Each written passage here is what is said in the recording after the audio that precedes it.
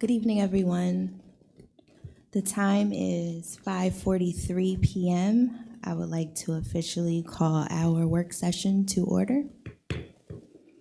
Mr. Truesdale, could you please call the roll?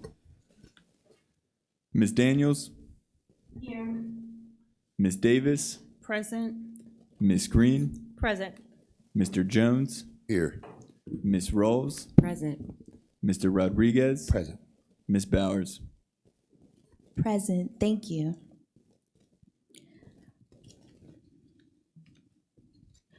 As you all know, we have a work session scheduled immediately following our work session. We will host a legislative session.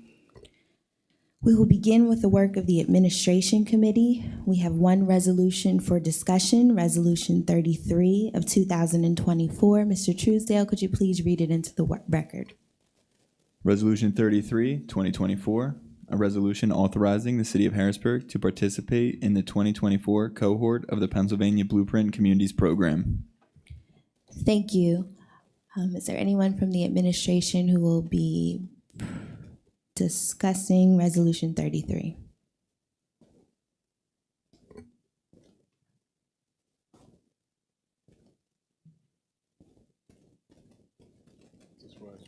No, you can sit here if you wouldn't mind speaking directly into the microphone and pushing it toward you. That way that everyone in the room and Councilwoman Daniels can hear you.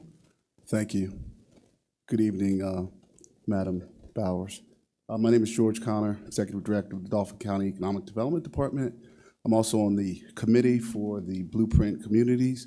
And you guys have the resolution in front of you for the partnership with the program that we're running in South Allison Hill.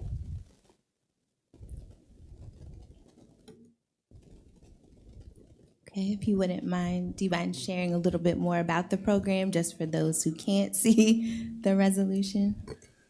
Honestly, I don't know much about it, but it's committee by fire. But essentially, the Pittsburgh Home Loan Bank and the Pennsylvania Downtown Center do a program that helps lower income communities and older communities to develop strategic plans and also develop partnerships and development roles in the community.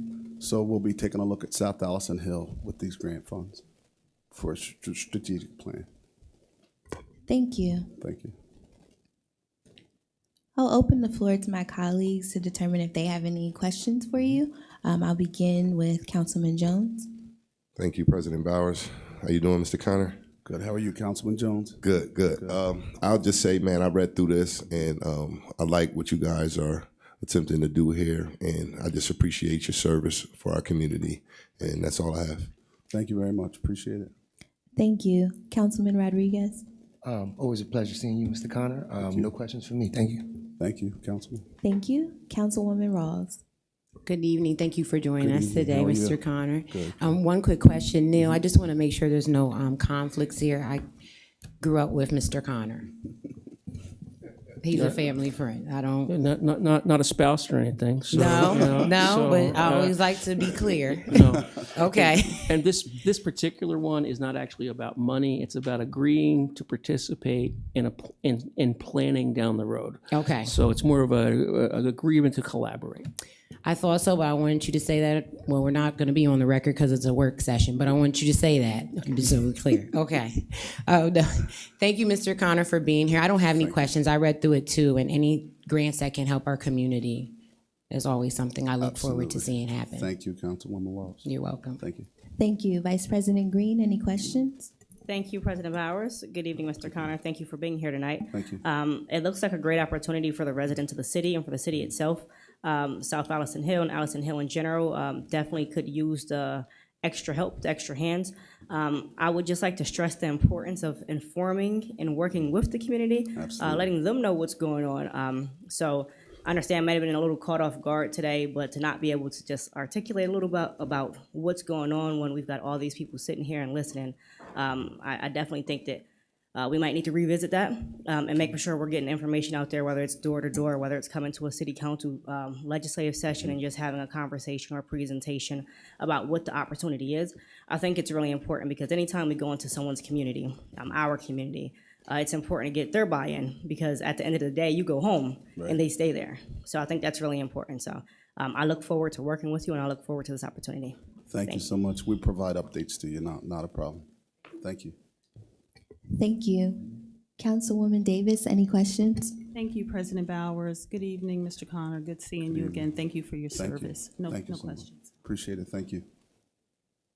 Thank you. Councilwoman Daniels, any questions? Yeah, so I just want to be clear on exactly what it is we're being asked to do because it seems like the program is run through the bank. It doesn't look like this is asking us to authorize anything or allocate anything or grant any particular authorities. So is this just more of a declaration of support than anything else? I guess just asking the mayor to ask someone to participate?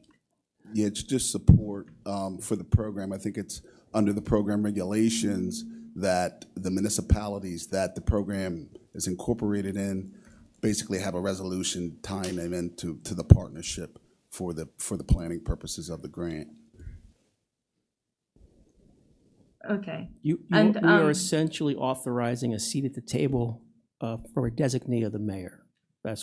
It's a very early stages of the process. Okay. And Councilwoman, Okay, this is the that's first. for me. I'm sorry. ahead. Excuse me. I'm sorry. This is the first grant that was ever granted to a Harrisburg or Dauphin County communities. It's never happened before, so that's why Yeah. I'm not familiar with it. I've been with the county for 21 years, not familiar with the program really, but I'm sitting on the committee to assist in my economic development capacity. But that being said, like I said, not really sure how it's going to work, but we'll provide you with updates how and when it plays out in the future for the program. Okay, and that's it for me. Thank you. Thank you. Thank you. Thank you very much for joining us this evening. I don't have any other questions for you. Thank you so much. Thank you. That concludes the work of the Administration Committee. I recommend that we add Resolution 33 of 2024 to our legislative session agenda for a vote. The next committee business you will hear this evening will come from the Budget and Finance Committee. I will defer to our Budget and Finance Committee Chair, Vice President Green. Thank you, President Bowers. The Budget and Finance Committee will start with discussing Resolution 30 of 2024. It is a resolution approving the fourth proposed 2024 budget reallocation. Is there anyone from the city and the administration here to discuss this?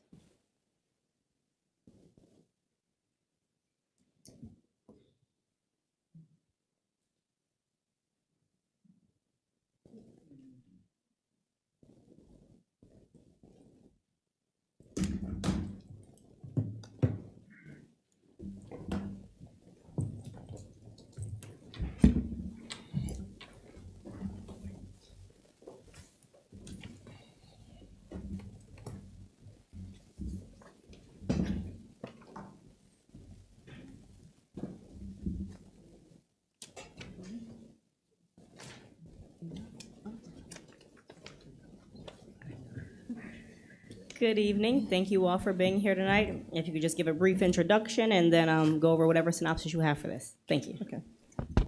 Thank you, Chair Green. Thank you, Madam President. We will be presenting the fourth budget reallocation this evening, and we will also be discussing the contract with our auditor. Mr. Brooks will lead the conversation, our budget manager, on the reallocation, and Mr. McCutcheon will lead the discussion on the audit resolution with Marducil. Okay, so Mr. Brooks. Good evening, Council. I'm Timothy Brooks, the Budget Manager. Here beside me is Alex Burstein. He's our new financial analyst for the city. I'll go ahead and go over the first exhibit. So here today with the fourth proposed budget reallocation. Exhibit A alludes to a $10,000 transfer from the legal line and within City Council to the temporary line. This had to come down in front of council because the temporary line is a personnel line. Therefore, we needed to bring that in front of you guys for the accommodation of the request for this request for a senior and junior advisor. Request for a senior and junior advisor's position for the Youth Commission. Is there any questions?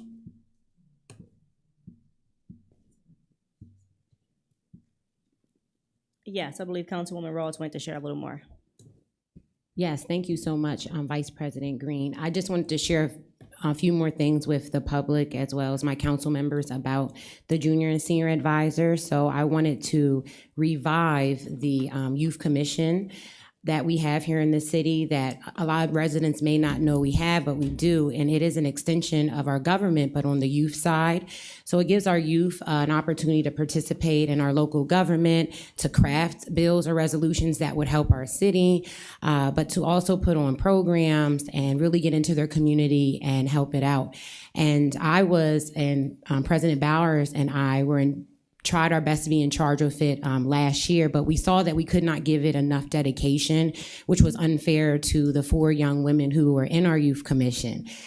So we decided, and from their feedback, they wanted more meetings, they want more opportunities to do things. So we were like, okay, let's make this a position where we can get community members, teachers, other residents who would like to apply to be able to really go one-on-one with our youth and get them active in our community, because that's where it starts with them and how we start building a community that we all can live in and enjoy, but also making sure that our youth understand what is important about politics and them getting into the political realm, because they are the next leaders to step up.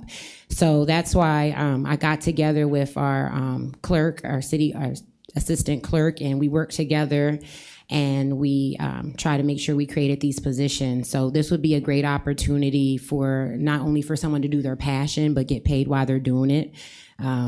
So I would really like the city to be able to take this on and make it big, just as it is in other cities and municipalities. So that's just a little background on it. Thank you. Definitely sounds like a great opportunity. I guess I just have a couple of questions about it since I'm just hearing of it. I know we kind of discussed wanting to expand the Youth Commission. So I guess, is it a job description already developed? What's the rate of pay? Is it just for the summer? You know, just a little more information. I guess just kind of catching me off guard a little bit. Yeah, no worries. So it is a paid position, like I said, and it is part-time. It's no more than about like 8 hours a week. And the pay is, I don't want to get the numbers wrong. So give me 1 minute. So the pay is going to be, 4 hours a week for 43 weeks. So it's kind of like a seasonal position, which will go from August to May. And so it's like the length of the school year. Senior advisor is $29 an hour, and the junior advisor is $17 an hour. And our hopes is if we are able to get both positions filled, even though it's seasonal, those same people come back that next year. So it's not revamping the system over and over, but they're staying on and building onto it. Okay. You said 4 hours a week for 43 weeks? Yes. The length of the school year? Yes. Okay. Why are we bringing it down now at the beginning of the summer? Because we didn't have the right pieces together to bring it in during the beginning of our budget or during the beginning of the summer. So we wanted to make sure when we rolled it out with perfection, with no empty things left, with no stones left unturned, but everything was in order. So we really worked on it, and so then we can roll it out coming up this summer and start interviews.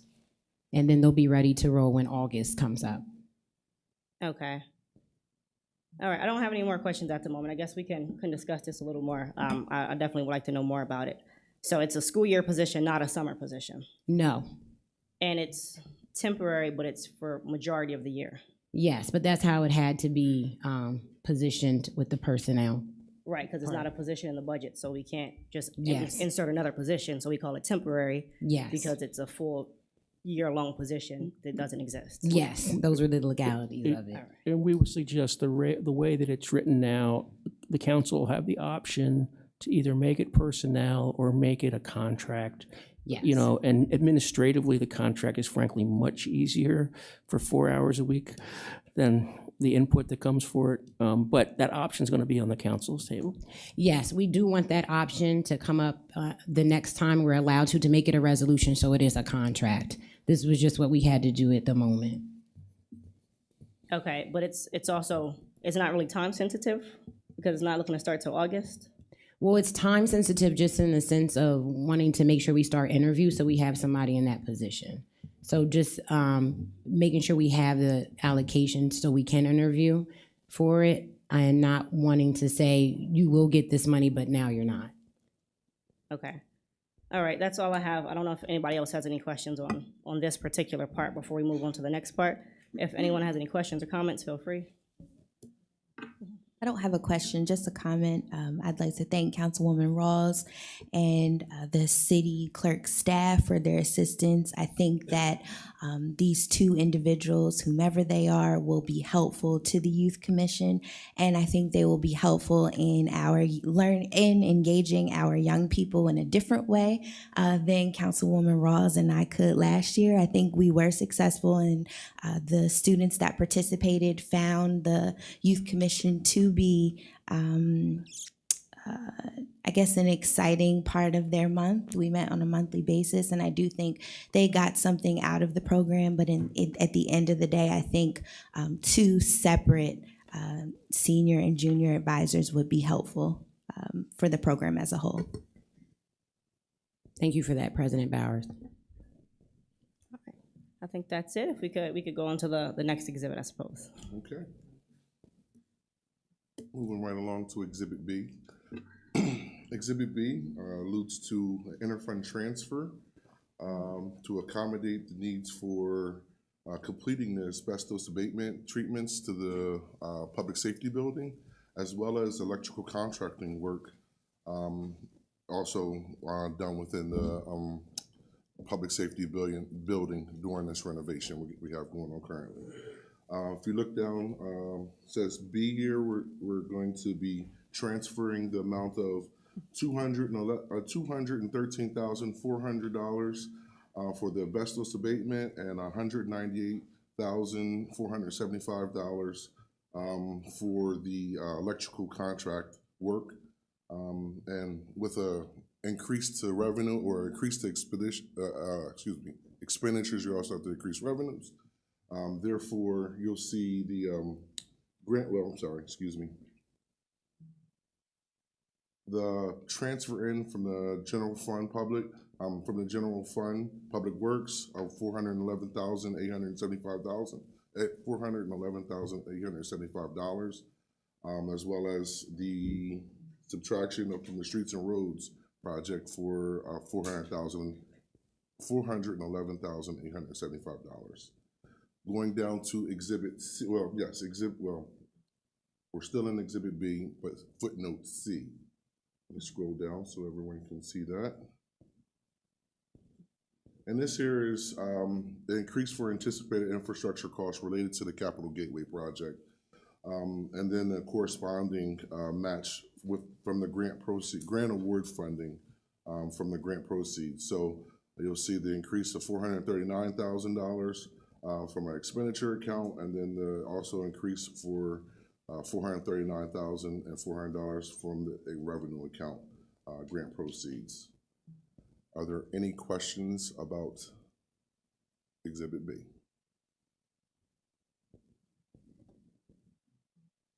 I don't think we have any questions now. Excellent. Moving along to Exhibit C. And let me scroll just so that we can capture everything. The proposed amendment is to accommodate the production of the July concert series or music series in Reservoir Park. This year we'll just be utilizing the $15,000 from the Reservoir Park fund and the miscellaneous contracted services. And moving down to footnote E, we've we're requesting a reallocation for the received Capital Blue program contribution, in which we'd like to utilize the $30,000 for that contribution towards the City Island playgrounds and pool supplies. And that will conclude Exhibit C. Thank you. Are there any questions on this proposed budget reallocation? Starting with Councilman Jones. No. Count. Great job as always. Very clear to understand. Thank you. Councilman Rodriguez. No questions for me, thank you. Councilwoman Rawls. Good evening again, but no questions from me. Thank you for your great explanation on what the reallocations are for. President Bowers. I don't have any questions. Thank you. And Councilwoman Davis. No questions at this time. And Councilwoman Daniels. No questions. Thank you very much. I don't have any questions regarding this for you guys. I think everything in here makes sense. I would like to see the job description and stuff for the junior and senior advisors, just so that we could have a little more information, at least I could have a little more information on it. I think it's a great idea. I do think that, I don't know, it was kind of out of the blue. I guess a little heads up or something would have been nice, just to say, hey, this is something that we're looking to do, putting this in the proposed budget reallocation, just so it wasn't just caught off guard and like, what is this? So I will actually ask that this is put on the next legislative session, but I may be making a proposed amendment until we get the information about the junior and senior advisors, that we remove that line. Obviously, you could just email it to me now. But I just would like the information before I make the decision. I understand it's not a lot of money, but just obviously for the overall information. And I mean, we might even need more money if this is something we really want to do. But that's just, I just like to learn more information about it, so. I apologize for you, all of council not having that information. I will make sure you all get both job descriptions, because there are job descriptions for both positions. So I will look in here and make sure I email that to all of you, but I'll definitely hold myself accountable for that part of for you not having that information, so. Thank you, and I don't take it personal. I just kind of take it as, it's exciting, it's new, trying to get it down here and get it started. So I don't take it personal in any way, just holding us all to the same standard that we hold the administration. We always ask for job description, so just kind of same thing. So.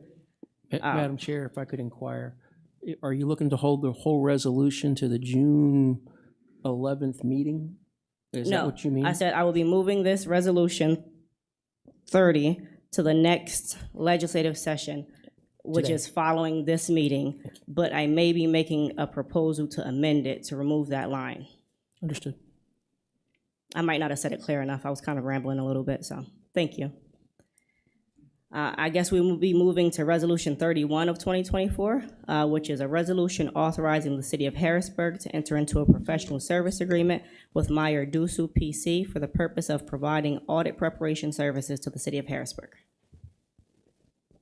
And it's open for you. Okay, very good. That's my cue. Good evening, everyone, city council members. Brian McCutcheon, accounting manager. Thank you, President Bowers. Thank you, Vice President Green. This engagement letter pertains to the 2023 audit, requesting similar consistent audit preparation services from Meyer Dussel. The main items on this include the Neighborhood Services Fund, the reconciliation and calculation of utility trash receivables and related revenue as of the end of prior year 23. The compensated absences liability calculation that is determined based on leave history reports. The OPEB liability, that's other post-employment benefits liability, which is an allocated calculation, which includes deferred inflows and outflows.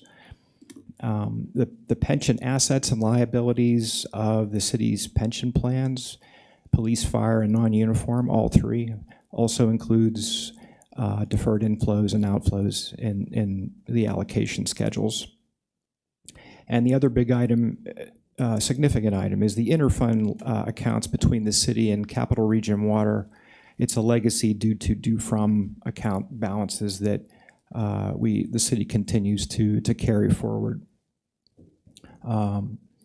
I've been more involved with that actually in recent years and coming up with the related adjusting entries. There's not as much work that pertains to for the audit prep assistants.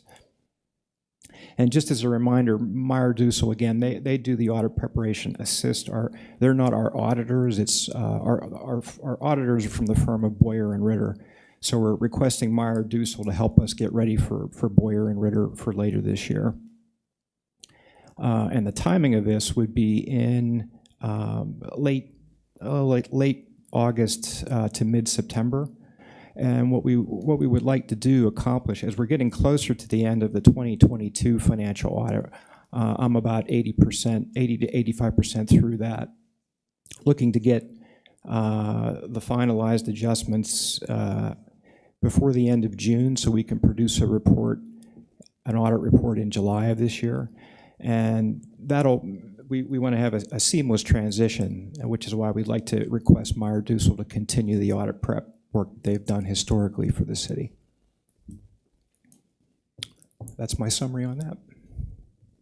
All right, thank you very much. And just to be clear, I believe it's billed at a regular hourly rate, not to exceed $20,500, just so the public knows. Yes, that's correct. Thank you. I don't have any questions. Pretty straightforward to me. I will open up to my colleagues. I'll start to my far right with Councilwoman Daniels. I don't have any questions. Thank you. Thank you. Councilwoman Davis. No questions for me. President Bowers. I don't have any questions. Thank you. Councilwoman Rawls. Thank you. I don't have any questions. Councilman Rodriguez. Thank you all for being here this evening. No questions. Thank you. And Councilman Jones. No questions. Mine was answered. The price tag, $20,500. That's it. Thank you very much for being here tonight. Thank you for your presentations. Great job as always. I appreciate your hard work. I would like to thank you, as the finance team, would like to thank you, Madam Chair and Madam President, for your time and your energies. We're grateful to you, and thank you so much. Thank you. I believe that concludes the business for the Budget and Finance Committee. What is your preference for Resolution 31 of 2024? I would like to move it to the next legislative agenda immediately following this meeting. Thank you. Next committee business we have this evening comes from the Community and Economic Development Committee. I will defer to our Community and Economic Development Committee Chair, Councilwoman Daniels. Thank you. Mr. Trisdale, do you mind reading Resolution 34-2024 into the record, please?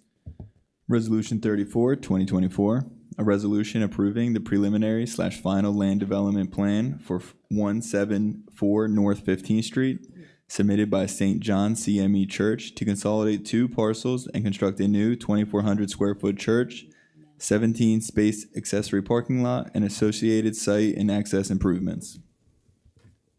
Thank you. And is there someone from the administration and someone from representing the applicant who could give us a brief overview? We can start with the administration.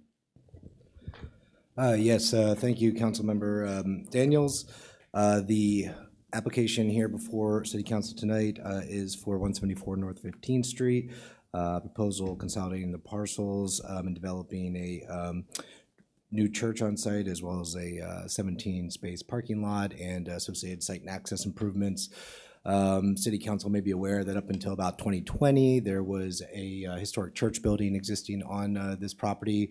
It was demolished around that time due to deteriorating and becoming a public safety hazard. And so what this project is seeking to do is to reestablish that use on site and to, again, develop the rest of the site to accommodate the needs of the parishioners on site and to ensure that it can be folded into the other development that's happening along these few blocks of North 15th Street, where we're seeing 50 units coming online in a separate project in a multifamily dwelling and row house development. So with that being said, the Planning Commission recommended that City Council approve the request with the following conditions. The applicant will ensure that sidewalks along North 15th Street and Shoup Street are constructed to the full width of the pedestrian right-of-way, reflecting the configuration of the site prior to the demolition of the former structure on site and the reconstruction of the sidewalks on adjacent blocks as part of an unrelated development project. The applicant will ensure that bicycle parking is provided as required per section 7-327.3E of the zoning code. And the Planning Bureau is recommending that such parking be located near the main entrance and sheltered if possible as part of the building design. And finally, the applicant will redesign the vehicular egress onto Shoup Street at the northern edge of the site to feature a driveway curb cut as opposed to the current street curb cut design. In discussions with the applicant and testimony at the Planning Commission meeting, the applicant has agreed to all of those conditions. The Planning Commission recommends the City Council approve the request for the following reasons. The applicant has received approval of the requisite zoning relief request from the Zoning Hearing Board. The project will reestablish a place of worship use that was previously on site and which, to the Planning Bureau's knowledge, created no adverse impacts for the surrounding neighborhood. And finally, if the conditions outlined in the Planning Bureau's case report are adopted, the project will extend the public space redesign of the corridor initiated by the residential development project on the blocks to the east and south. Thank you. And just for my clarification, right now those two lots are empty, right? Or am I? That is correct. Was I seeing the landscape wrong? Yep, that is correct. They are both vacant, just have some demolition debris and some overgrown vegetation. Oh, okay. And then with the parking lot component of it, like, have there been discussions about stormwater management? Yes, the stormwater management and other utility aspects of the project were submitted as part of this lot consolidation land development plan, and I believe CRW has reviewed the projects and is coordinating with the applicant on final design elements. Okay, thank you. So to the applicant, I apologize, I can't see you, but if you don't mind introducing yourself and giving us a brief description of your project and, you know, what your goal is for this proposal. Sure. My name is Reverend Dr. Queen Dickey. I am the pastor of St. John CME Church. We originally was established over 75 years ago as a part of the Harrisburg community. Our church was the old Lutheran church that has been a historic building, and due to, many of you remember the storm of 2017, we sustained significant damage and had a fight with our insurance company. That damage led to the, as you can see, the demolishment of the building.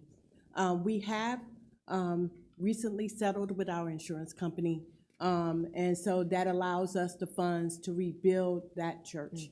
We're looking forward to coming back to the Allison Hill community where we have served.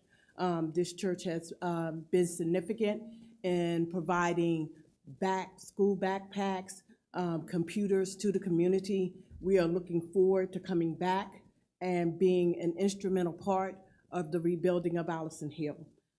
We're looking to build right now. It will be a one-story structure, basically to seat 50, but it is going to be a what we call a multi-purpose, in the sense of what we're looking forward to do is to have that along with a kitchen and be able to have access for the usage for our community.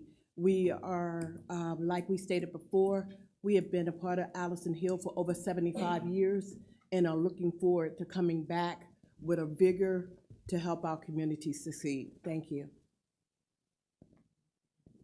Thank you so much. I am now going to open up to my colleagues. I will start to the far left, Councilman Jones. Thank you, Do you have any Councilwoman Daniels. No, just more so of a comment. I grew up in that area. I used to go to the boxing gym on Shoup Street, very familiar with it, and it has been an eyesore for some time. And I'm glad that you guys are looking to come back, and Lord knows we need prayer in Allison Hill, so thank you. Okay, and Councilman Rodriguez. Thank you, Chair Daniels. Were you a part of the St. John CME that was, what was the location where the roof, I believe, caved in? Yes, I was. I think we had our 3rd annual Christmas event at your Yes, church. you did. Yep, so thank you for all the work you've done, and I look forward to seeing St. John's back up and running. Thank you. Yep, absolutely. Okay, Councilwoman Rawls? Yeah, thank you. Well, thank you for being here tonight, and thank you for coming back to the community and wanting to rebuild. So I look forward to seeing what you all build. Thank you. You're welcome. President Bowers? Thank you. I don't have any questions. Thank you for your presence this evening. I'm glad to hear that you recently settled with your insurance company, so praise God for that. And not only do we need prayer in Allison Hill, but we need prayer in this entire city.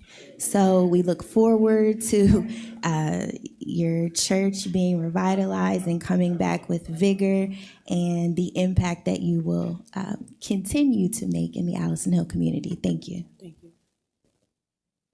Thank you. Vice President Green? Thank you, Councilman Daniels. I don't have any questions for you. I definitely support this project.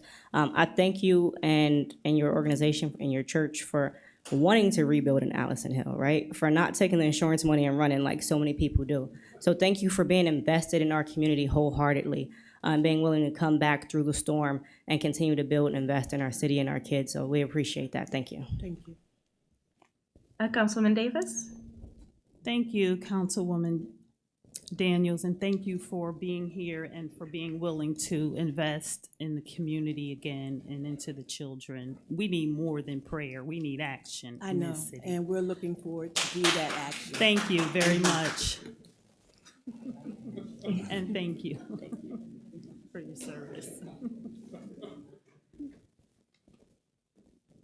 Does anyone have any other questions?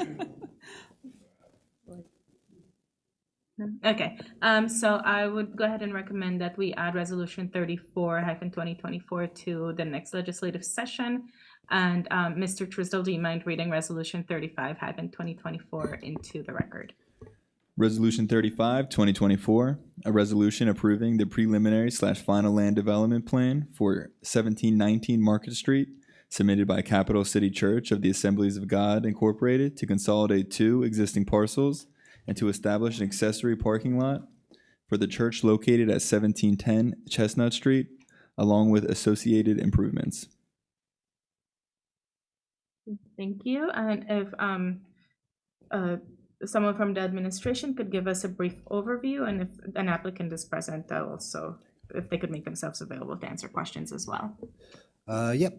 So the application before City Council here is a proposal consolidating 2 existing lots along the southern edge of Market Street at 1719 Market Street and 19 South 17th Street, and to construct an accessory parking lot for the church that is located just across Zarka Street to the south at 1710 Chestnut Street.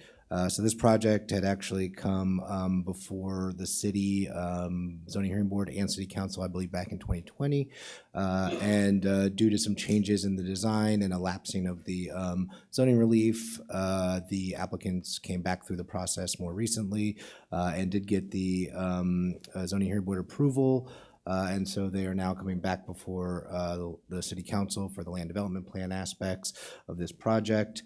As city council members may know, the properties are currently essentially a gravel parking lot, a little bit of overgrown vegetation. It's got a chain link fence around it, but it's not really used for anything at the moment. The congregation has previously used it informally as surface parking. So what this project will do is we'll formalize the use of the property.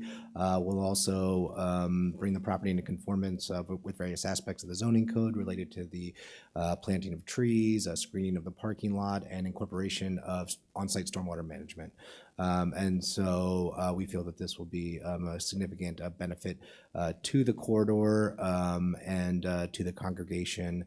And the congregation has also worked with local organizations to allow their use of the parking lot or the parking lot that they currently have for the property. You may be aware that Recycle Bicycle is located right next door to them, so they've allowed them to use their parking lot to teach kids how to ride bicycles and stuff too. So the applicants are definitely in an integral part of this community, and so we're happy to support this proposal. With that being said, the Planning Commission recommends that the City Council approve the request for the following with the following conditions. The applicant will meet all the conditions of the zoning hearing board decision from the November 2023 meeting. The Planning Bureau recommends that the applicant coordinate with the city arborist regarding required landscaping and trees on site, and consider installing native plants and pollinator plants in landscaped areas around the perimeter of the site generally, and more specifically around the proposed stormwater detention basin. The applicant will coordinate with the city engineer's office on removal of the curb cut and driveway onto Market Street and reconstruction of the sidewalk along the Market Street frontage in accordance with the city's sidewalk ordinance and ADA regulations. And council members may be familiar that there's an old curb cut there that provided access to the site, but being that they've had fencing up there for decades, that curb cut is no longer necessary, so they'll be getting rid of that and reconstructing the sidewalk there. The applicant will ensure that development is conformance with any CRW requirements regarding on-site stormwater management. Approval of a building permit for the work will not be granted until formal approval from CRW has been received, and I believe they're in the final stages of doing so. And finally, the applicant will be permitted to lease spaces to surrounding residents and or businesses during times in which it is not normally used for church congregants. And the reason that last condition was added was because in the past, there have been several properties along this stretch of Market Street that have been looking for viable reuses, and they have not been able to make it through the zoning hearing board process due to a lack of off-street parking. And so we wanted to allow the applicant to lease spaces here, essentially functioning kind of as a de facto commercial parking lot, for lack of a better word, to any of those property owners or businesses in order to help revitalize this corridor so that they're able to do that without having to come back and get zoning relief in the future. The Planning Commission recommends the City Council approve the request for the following reasons. The applicant previously received approval of the requested zoning relief for the proposed development on site in September 2020 and more recently in November 2023. As the applicant notes in their narrative, the property had previously operated as an informal parking lot. As such, the proposal will formalize this configuration and ensure the property is designed to be in accordance with the current regulations of the zoning code. And finally, the proposal will redevelop a currently vacant site into something with more utility for the applicant and potentially the community, as well as a more attractive design with landscaping that will contribute to the aesthetic improvement of the Market Street corridor.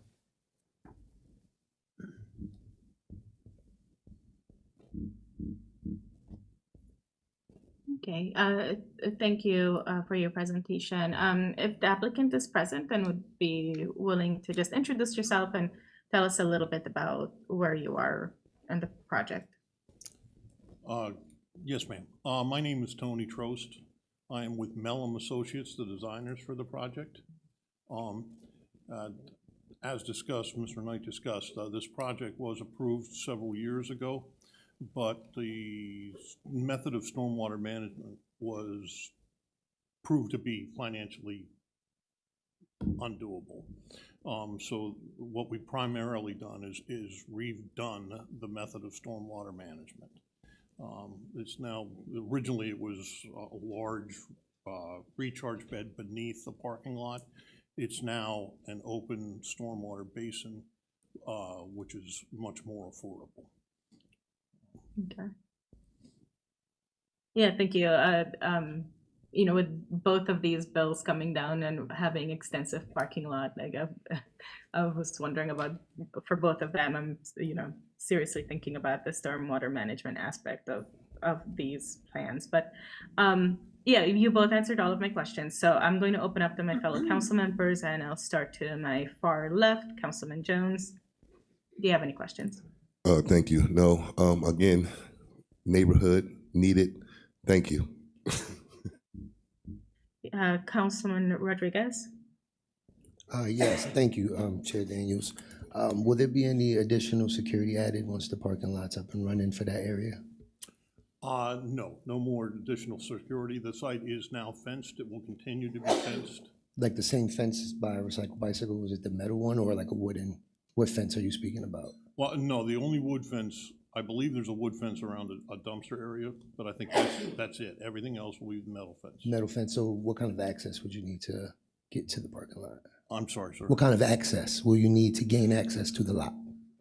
The access will be off of Zarker Street. There was an old access. I'm sorry, just a key card, what kind of access, or can anyone just drive into the lot?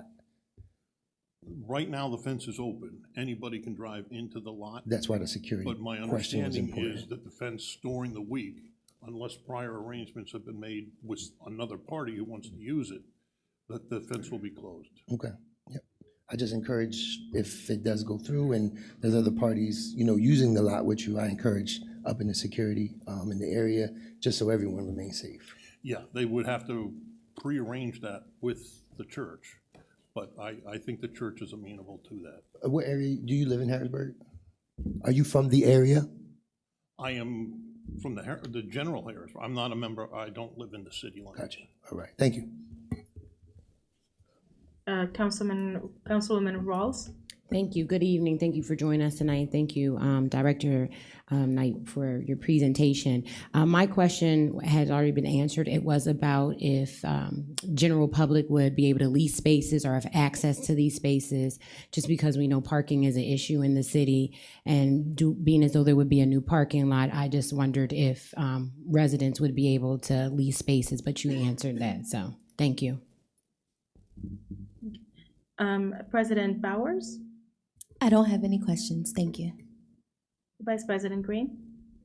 I don't have any questions for you. Thank you both for being here tonight.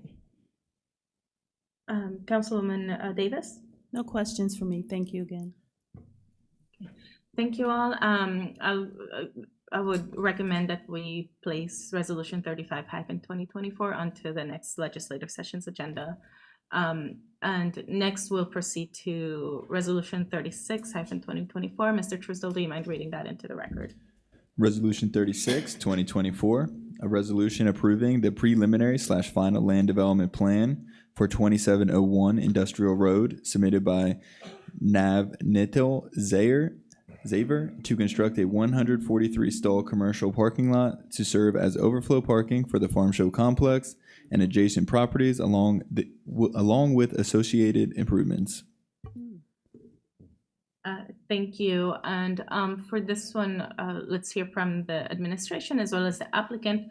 But first, if the solicitor's office, just making sure that there's no part of this land that's within the standard parking's jurisdiction. This Is that correct? This is not within standard parking jurisdiction. Okay, thank you. So go ahead, Mr. Knight, and give us a brief description of the project and the Sure. process. So similar to the previous project, this parking lot proposal was also before both the zoning hearing board and city council a few years ago. At the time, the proposal was for a gravel parking lot, about similar layout, with a bit less of the landscape screening. But I believe at the time the proposal was denied by city council, and so the applicants redesigned the parking lot and came back through both processes, zoning relief and land development, and did get all the necessary zoning approvals. And so the final step in the project for the applicants is to get city council approval for this development. If the council members are kind of aware of where this site is, it's right adjacent to the Staybridge Suites across Paxton Creek from where the Farm Show complex is located. Similar to the last case, it was informally used for parking for several of the bigger events that the Farm Show has every year. And so what will happen as part of this project is they'll be fully paving this, so it'll be asphalt paving. It'll be a 143 space lot, fully landscaped with lighting, and it will be connected both to Industrial Road as well as to the Staybridge Suites accessory parking lot there. The applicant, I believe, is part owner of the Staybridge Suites, so I'm sure they'll have some sort of negotiation on access and potentially any overflow parking onto this project site. But its primary purpose is to serve the larger Farm Show events that occur, providing a kind of more closer accessory parking location than some of the other areas like in the state hospital, for example, where people are parked and shuttled down to the Farm Show. And so, you know, generally speaking, this is kind of really set back from most other development in the city. It's kind of unique in that scenario where it's got Industrial Road and then the railroad to the west, and then Staybridge Suites right there. So there's no real other trip generators around it or anything like that. So it should be a relatively low impact development. The one, I think, major consideration, and this shows up in the conditions, is how people will get to the entrance to the farm show. If you've ever been along there, there's no real sidewalk across the bridge, across Paxton Street, or Paxton Creek. So, you know, before there were some people that might stay at Staybridge Suites that would walk across there. Now we're gonna have a 143 space lot that's specifically for pedestrians accessing the farm show. So that shows up in the conditions of the case report, and the applicants have previously been working on their own on a potential crossing of Paxton Creek behind the Staybridge Suite. So not exactly sure how that'll play out, but just wanted to kind of make a note of that, that is a consideration in the final design of this project. With that being said, the Planning Commission has recommended that City Council approve the request with the following conditions. The Planning Bureau recommends the applicant coordinate with the city arborist regarding landscaping on site and consider installing native plants and pollinator plants in landscaped areas around the perimeter of the site. And the applicant should install a pedestrian walkway in the eastern corner of the parking lot, connecting the sidewalk along Industrial Road nearest to the existing entrance to the hotel parking lot. This will separate pedestrians from vehicles and improve safety for both users. And right now, or in the original design of the site plan, there was no pedestrian connection to the sidewalk along Industrial Road, so it would have forced anybody walking out of the site to go through the vehicular entrance. And the applicants have agreed to include that. And then finally, the applicant should also work with the city engineer's office to get a dedicated, separate, and ADA compliant path installed across the bridge over Paxton Creek, as no such route exists currently. As noted, the applicant also testified during the Planning Commission meeting that they were looking at a separate connection on their own. So in whichever way that occurs, we just want to make sure that if we're directing, you know, individuals to walk along, to walk from this parking lot to the farm show, that they have a safe way to do so. The Planning Commission recommends that Harrisburg City Council approve the request for the following reasons. The proposed project will develop a property with relatively limited utility, given the lack of connections to the surrounding city and the lack of nearby trip generators. During times in which the property is not used for its primary purpose, it will be able to provide overflow parking for the adjacent Staybridge Suites. And finally, the property will feature a permitted use and will be developed in accordance with the applicable zoning regulations related to development standards, parking lot screening, and required tree plantings. Could you repeat that last part? Yes, the property will feature a permitted use and will be developed in accordance with the applicable zoning regulations related to development standards, parking lot screening, and required tree plantings. Okay, thank you. So just for my clarification, because it's been a while, so this is basically that little piece of land that's basically between McClay and the road, I think it's Arsenal, maybe, or the road that Staybridge Hotel is on, right? That's correct. It's kind of Wildwood Parkway, and it transitions into Industrial Road. What? Yeah. Yep. Okay. Okay. And then, so will there be like a sidewalk along Industrial Road as well? There will, yes. Okay. Okay. And then what about the kind of the proposals for the actual parking lot in terms of the materials? Like, are those okay? Yeah, they're proposing to use asphalt with lined parking spaces, and we've confirmed that the parking spaces and driveway aisles are in conformance with our regulations. Okay, and then I don't know how you calculate this, Jeff, but you know, like right now, there's a lot of greenery in that area. Mm-hmm. So obviously, any parking lot kind of really increases the stormwater, and that's an area where there's a lot of flooding on McClay. Mm-hmm. So how does the stormwater calculation like work in terms of the amount of that lot that needs to be dedicated to managing stormwater? Yeah, so I mean, the I guess formal calculations are really best left to CRW's engineers. But the applicants have included a subterranean stormwater detention basin. So it's a little different from the previous proposal, which had a separate dedicated surface detention basin. This will be under the parking lot itself. And of course, the rates of capture and release and the volume of stormwater detained would have to be in coordination, in conformance with any of CRW's regulations to get their approval on the design. Okay, so this isn't going to be like a typical straightforward where you're just kind of looking at the surface material and whatever, because there's the underground component to it. That's correct. Okay, thank you so much. And if the applicant is present, could you give us a brief description of the project and kind of your timeline for completing the project? Sure. My name again is Tony Trost. I'm with Mellum Associates. This is proposed to be a commercial parking lot, but it is only to be used for 6 or 7 of the larger events at the Farm Show building. The remainder of the time, this parking lot will largely be vacant and empty. It will be used for overflow parking for the existing Staybridge suites. We do have proposed for stormwater management a detention basin which will discharge directly to Paxton Creek. The water that isn't required to be retained or infiltrated will be discharged directly to the creek. We are working, as Mr. Knight had indicated, we are working on a pedestrian bridge across Paxton Creek to get people functionally from this parking lot and from the Staybridge Street suites to the Farm Show parking lot. That's pretty much, this is a little bit different than the last one, as this is a commercial parking lot. It has been used as a parking lot for 15 years, but it's a grassed parking lot.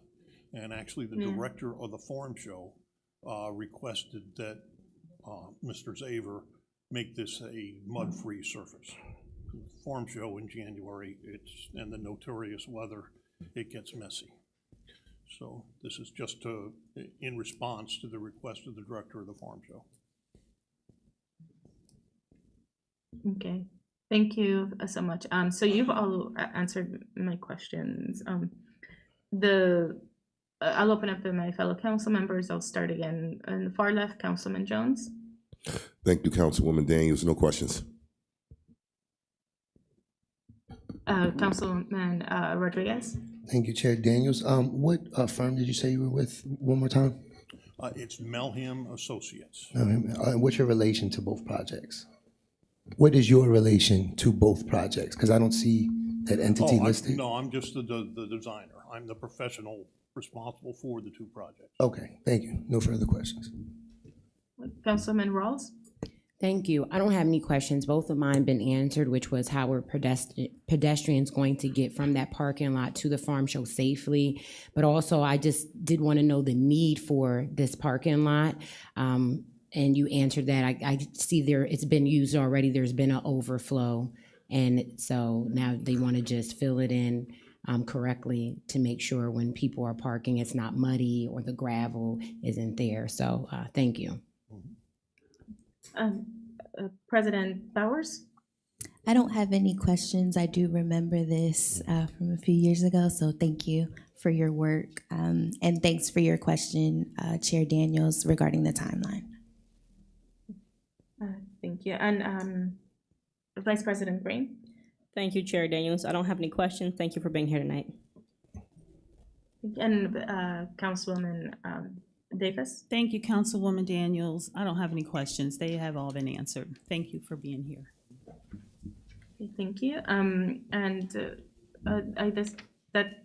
I would recommend that we add Resolution 3624 to the next legislative agenda, and this concludes the business of the Community and Economic Development Committee. Thank you. Thank you. The final committee business we will receive this evening will come from the Parks, Recreation, and Enrichment Committee. I will defer to our Parks, Recreation, and Enrichment Committee Chair, Councilwoman Rawls. Thank you very much. Good evening again, everybody. Mr. Truesdale, can you please read Resolution 32 of 2024? Resolution 32, 2024, a resolution authorizing the City of Harrisburg to negotiate and enter into a landowner grantee agreement with the Capital Area Greenbelt Association in furtherance of construction and restoration of the Paxton Parkway Creek and Trail. Thank you very much, Mr. Truesdale. Is there anybody here from the administration who can give the public as well as council more information on Resolution 32 of 2024?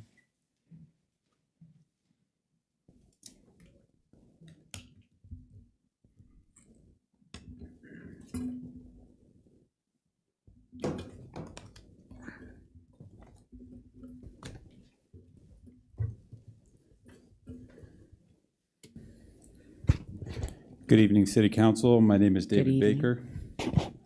I am the Facilities Director for the City of Harrisburg. Tonight, before you are seeing a landowner agreement resolution that's allowing the CAGA Group to receive a fund. Well, they've already received the funding from DEP in the amount of $288,000 to continue the ongoing work for the Paxton Parkway restoration work. And here tonight before you, we have Mr. Scott Shepler, who is speaking on behalf of CAGA, who can answer any and all questions you may have in regards to this proposal. Thank you. Take us away. We're here to listen to you. This continues the restoration of the creek that's necessary to restore the trail. This project's been phased, and I think this is probably the 5th or 6th time that we've been to council to get these kind of agreements approved. It's necessary for us to be able to use the money that we've been awarded by DEP to have this agreement in place with the city. Okay, does anybody want to add anything else before I move on for questions from council? Madam Chair, I'll just note that because this is the 4th or 5th time, we've added one other condition to this resolution, that if they need any more of these, that this approves those too. Oh, okay. So, Good, just, okay. So, Duly noted. yes. Okay. And just to make myself clear, just so there's no confusion, this is not to actually allow CAGA to receive the EPA grant. This Right. is just a landowner agreement. They've already actually received the grant. To say we're allowing them to do work, it's almost giving them partial ownership per se, but saying that they're allowed to do the work. I mean, without saying it, but they're allowed to go on there and do the work, and we know that they are. Absolutely. Yes. Okay. Thank you so much. All right, I'll move on. I'll move to my far left with Councilman Jones. No questions. All right, Councilman Rodriguez. No questions, Madam Chair. Thank you. And I have no questions, so President Bowers.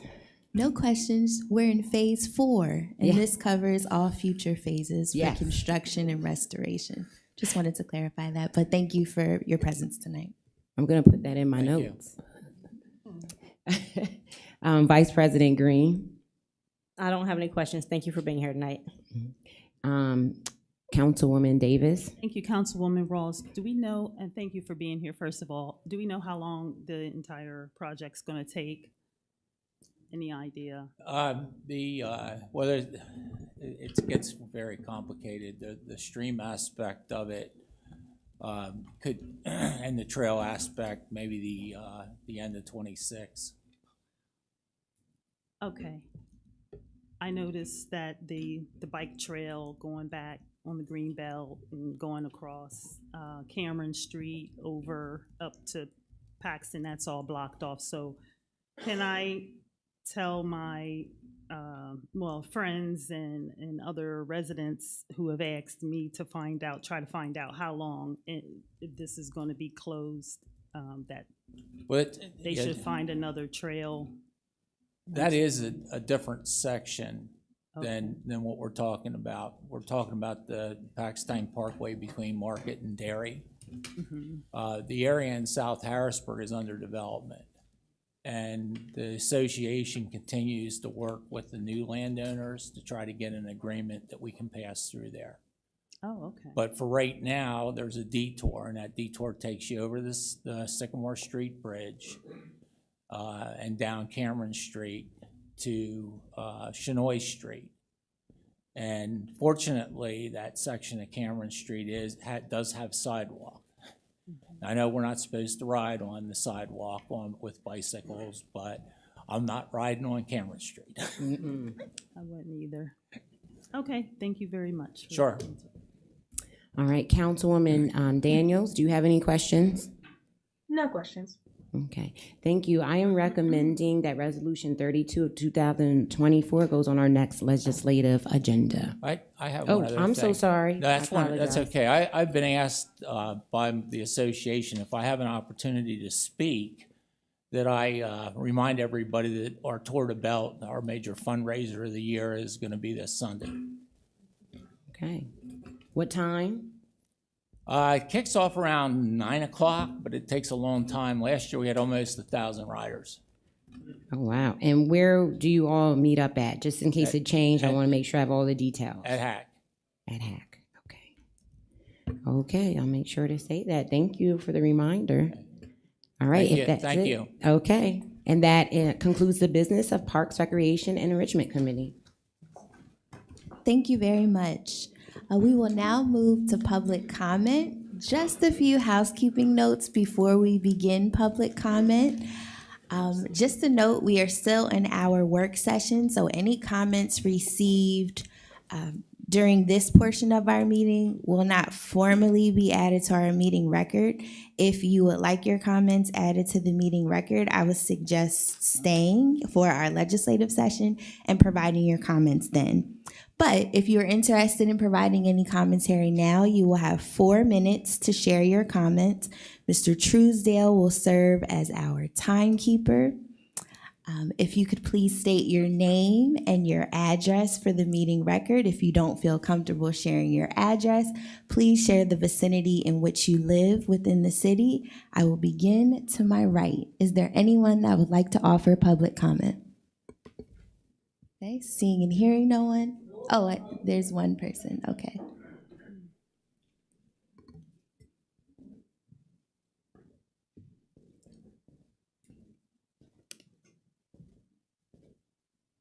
Good evening, Daniel Stern. I live on Rudy Road for 40 years.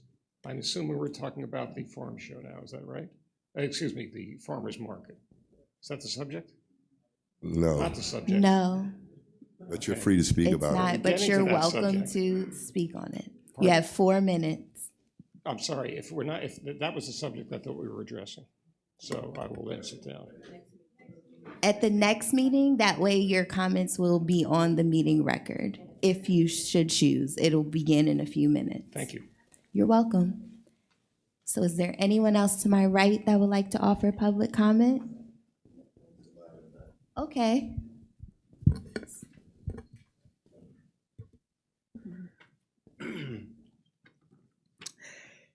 Greetings to all honorable Harrisburg City Council members. My name is Khaldun Rashid. I'm an advocate for the homeless, community activist, and I reside in the 2400 block of North 6th Street here in Harrisburg. And I've come here today to address several issues I think are of great community concern. First, I want to draw attention to the fact that there are hundreds of construction workers. They are now here performing a multitude of jobs, none of which appear to be part of any local union we have here in our city. Since the new federal courthouse was built, our community was forced to sit and watch outsiders come in and build without any of our own qualified and skilled laborers. And we staged several protests at the 6th and Raleigh courthouse site. And now we have a city full of contractors who are specialists in all areas of construction. Tonight, a vote will be made on Alexander Construction Company to be or not to be the company who rebuilds the Broad Street Market for Broad Street Market Alliance. In this case, an issue of prevailing wage exists, but at the same time, there's no mention of hiring any of our own local laborers from temp agencies at all during this construction season from anyone out there working on our city streets. Yet it's our tax dollars footing the bill, and we deserve representation. The job market needs to be opened up to let us in. About 20 years ago, I ran a jackhammer inside the Broad Street Market for Mr. Fisher. I hauled heavy bricks in a wheelbarrow all day long and helped install a now replaced heating system. So I don't want to hear that local laborers can't be a part of this history. Now, as far as the homeless community is concerned, it just can't be business as usual. It's time for a city ordinance that clearly defines a homeless bill of rights. And I want everyone to be aware of what's actually causing an increase in violent crime and murder. People are losing their sense of self-worth and dignity over a maladaptive system that has almost the entire city on warrants, parole, probation, in debt, and bankruptcy. The time has come to start making some real significant changes before the next generation goes into a revolt. There's already a revolution against so many things, as even our own city does its best to keep up with the changes. And thank you, and that's all. Let's try to put our people back to work. Thank you for letting me share. Thank you. Thank you. Is there anyone in the middle section that would like to offer public comment? Okay. Seeing and hearing no one. Anyone to my left? Okay. Seeing and hearing no one. The time is 6:53 p.m. I will entertain a motion to adjourn. So moved. Is there a second? Second. Thank you. Our work session is adjourned.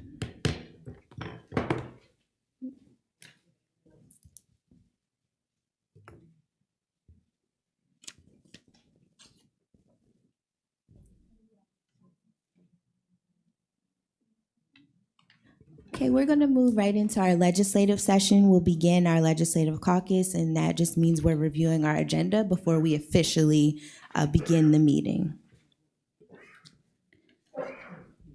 So we'll call the meeting to order. Next, Mr. Truesdale will lead our roll call. The invocation this evening will be led by Councilwoman Daniels. I will lead the Pledge of Allegiance. We do not have any communications this evening. Next, we will move to courtesy of the floor. Now, this is another opportunity to share your public comments, and this is where your comments will be included in the meeting record. Next, we have approval of minutes. This would be the approval of minutes for the legislative session that occurred on May 14th, 2024. Then we will move to reports of committees. The first report you will hear this evening, I will deliver on behalf of the Administration Committee on the work session that just occurred on May 28th, 2024. Next, you will hear from Chair Green on behalf of the Budget and Finance Committee on the work session of May 28th, 2024. Then you will hear from Chair Daniels on behalf of the Community and Economic Development Committee on the work session of May 28th, 2024.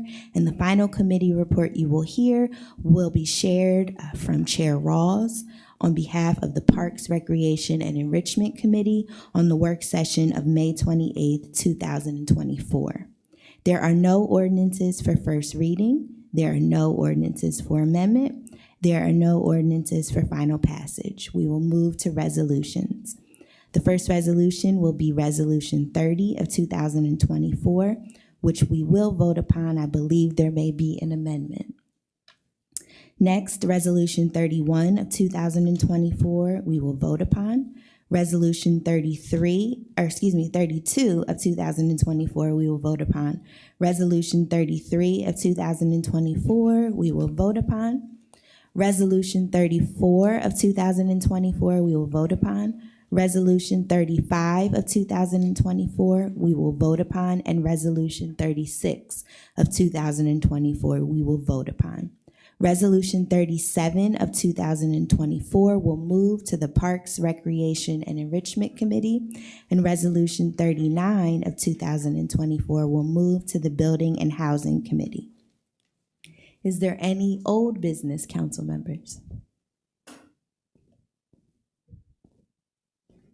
Okay. Any new business? Okay. Well, seeing as though there's no old business or new business, then we will adjourn. So, the time is 6:57 p.m. I will call our legislative session to order. Mr. Truesdale, could you please call the roll? Ms. Daniels, Here. Ms. Davis, Present. Ms. Green, Present. Mr. Jones, Here. Ms. Rolls, Present. Mr. Rodriguez, Present. Ms. Bowers. Present. Thank you. The invocation this evening will be led by Councilwoman Daniels. Thank you. If we could all have a moment of silence and making sure that we're advancing peace locally as well as globally.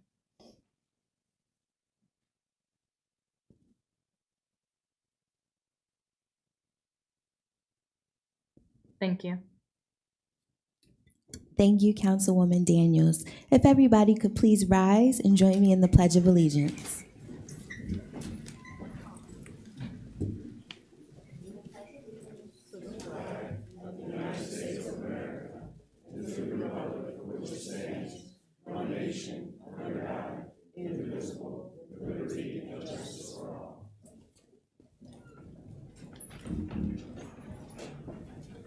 Thank you.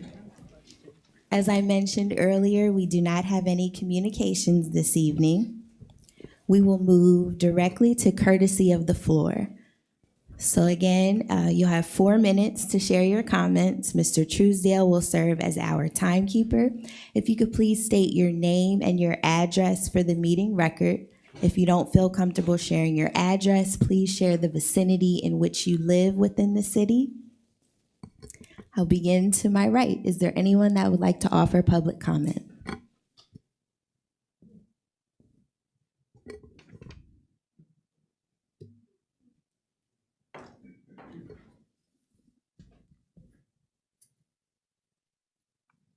Well, let me say, I hadn't moved that quickly earlier, except when I saw the last donut being sold at the market that was burned down. So again, I'm Daniel Stern. I live in Rudy Road, and I'm here to address the issue, as I understand the issue, of council's willingness to reconsider the selection of the project manager for the reconstruction of the market. Am I on the right issue? Yes. So first, I want to thank council for being open to reconsidering a decision. It's not often in this day and age that people are willing to reevaluate a decision they've already made, let alone elected officials. So I commend all of you, frankly, for the opportunity to readdress this, because I think it's of critical importance to the city. There were just maybe 4 points I'd like to make with respect to the absolute necessity of moving forward as promptly as we can with the reconstruction of the building that was destroyed about 10 months ago by fire. You're all familiar with that. I can't speak to the specifics of the economic harm that's been caused by that loss. I'm hoping that in the evaluation that you've already done and that you will do henceforth, you'll have heard from vendors, businesses in the neighborhood and so forth who have lost money. I don't know how one has quantified that. I don't know if you have data on that. If you don't have that data, I'd suggest it would be a very important consideration to have it, because the delay undoubtedly will cause greater economic harm to the people who made their livings in whole or in part through those businesses and through the associated businesses. The second issue I see is that the market provided really good, healthy food in an area, farm food, produce, meats, vegetables, in an area that is historically underserved by those commodities. It's hard to find that in Harrisburg, with or without a car. And the farmers market did it in season. And it might have been, if not the only opportunity, the best opportunity for ordinary people to shop on the days the market was open, help their own health and help the health of their families. The third factor that I think impels really prompt action on this issue, action to rebuild, is that the market is a social magnet in Harrisburg. I go there all the time when it's open. Well, I mean, if it's opened 2 days, I'm usually there both days. If it's open 3 days, I might be open there 2 of the 3 days. You will find in that market, and I'm sure you've all experienced it, the real mix of Harrisburg is sort of a representation of what we hope Harrisburg would be, which is a racially mixed community of different people from different walks of life, different ages, all ages really, infants to old men hanging out on the corner listening to the music and watching the people go by. Sometimes I'm one of those old men, so I can address this. It's a wonderful place, and it is a historically significant place and historically significant building, but it's exactly the kind of interaction that as citizens we need to see, we need to participate in, we need to see it, we need to know it exists. And when you delay that, there's a social cost. People don't, people still go. You go there, you'll see, and I've been to the new tent, I'm glad that's up, but it ain't the same, folks. You need that building, not just the historic preservation aspect and the economic aspect, the social aspects of that place. I don't know how you evaluate that. I can't put a price on that, but I would say essentially those social aspects are priceless. The last thing is the image of Harrisburg. This may be a cliche, but we all know when I-95 Thank you for your comment. broke down, Your 4 minutes is expired. if the governor can get I-95 up in 2 weeks, we should be able to get a building back in less than a year, and it's going to be more than a year. Thank you. Thank you.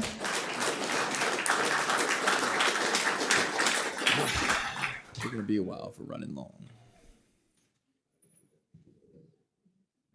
Hi, good evening. My name is Eric Haggerty. I live at 605 Shower Street here in Harrisburg. I'm the former Secretary of Education for Governor Wolf and now serving as a volunteer chair of the Broad Street Market Alliance. I had the chance to say this to many of you privately, but I also wanted to express it publicly, which is that I wanted to apologize for the tone of my initial comments following the vote 2 weeks ago. I think it's really important that we all model the ability to disagree without being disagreeable, and I didn't live up to that expectation for myself, so I wanted to express that publicly as well. I know there are a lot of supporters of the market here tonight, and I would encourage folks additionally to be respectful and respect the democratic process. I've had the chance to speak with many of you, and I believe in my heart that you all want what's best for the market, and that the concerns you shared are deeply held and valid. I think we all want to see the city improve its procurement processes and build a stronger pipeline of diverse contractors, improve transparency, and invest public dollars in minority-owned and women-owned businesses. That's especially important to us at the market, given that well over half of our businesses that operate in the market are minority-owned and women-owned businesses. I believe in this case, the goal of rebuilding the market and strengthening our diverse contractors and strengthening our procurement process do not have to be mutually exclusive. I think many on council acknowledged 2 weeks ago that you felt that Alexander was the most qualified company to bid. My understanding is that they have committed to at least 30% of the subcontractors and contractors they work with to be minority-owned firms. They have partnered with local labor unions, is my understanding. So I would encourage council tonight in reconsidering this vote. I think a true mark of a leader, as the gentleman before me indicated, is the ability to change your mind when presented with new information. And I think my understanding is that Councilwoman Davis and Councilmember Rodriguez have already publicly indicated a willingness to reconsider. And I think anyone who does so deserves tremendous credit. It's not easy to sit up there and take public pressure. So I don't envy the position you're in, but I think we have the opportunity here to finally move this project forward when after 10 months, not a brick has been laid yet, to rebuild this vital community asset where so many people depend on for their food and their livelihoods as business owners. So very much appreciate your willingness to potentially reconsider tonight, and thank you so much. Thank you.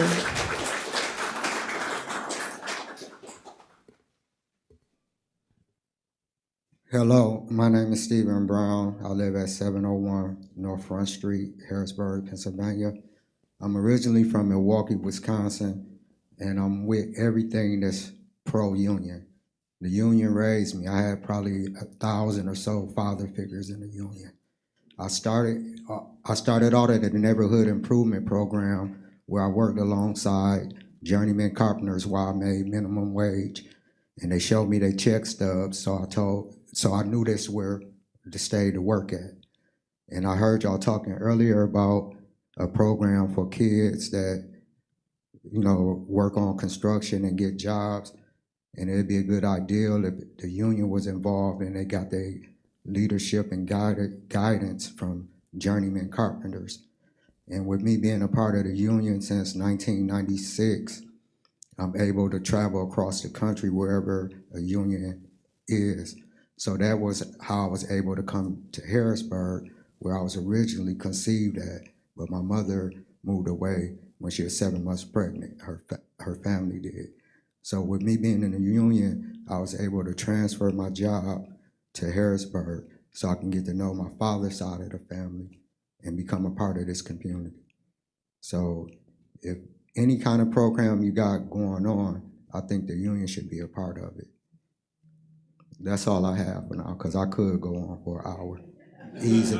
If you don't believe me, I'll keep talking and he'll just have to do the timer. No, y'all don't believe me. Okay, 1997, my so-called friends, they put Visine in my drink. I had a chemical imbalance. So the union allowed me to continue to go to work. My family wanted me to get on SSI. The union said, no, it's nothing wrong with me. It's something wrong with my friends. They allowed me to go to work, take my medicine, 9:30, I'll get sleepy, get to go in a superintendent trailer, take a nap, and get paid for 8 hours. And a lot of people didn't like that, but that's just how it was, you know what I'm saying? So then I took 1.5 years off my apprenticeship, came back, and then, was promoted to scaffold foreman with Bechtel, which is the largest privately owned construction company in the world. It was 1,500 people on the job, and only 10 of them can tell me what to do, and they wasn't from Wisconsin.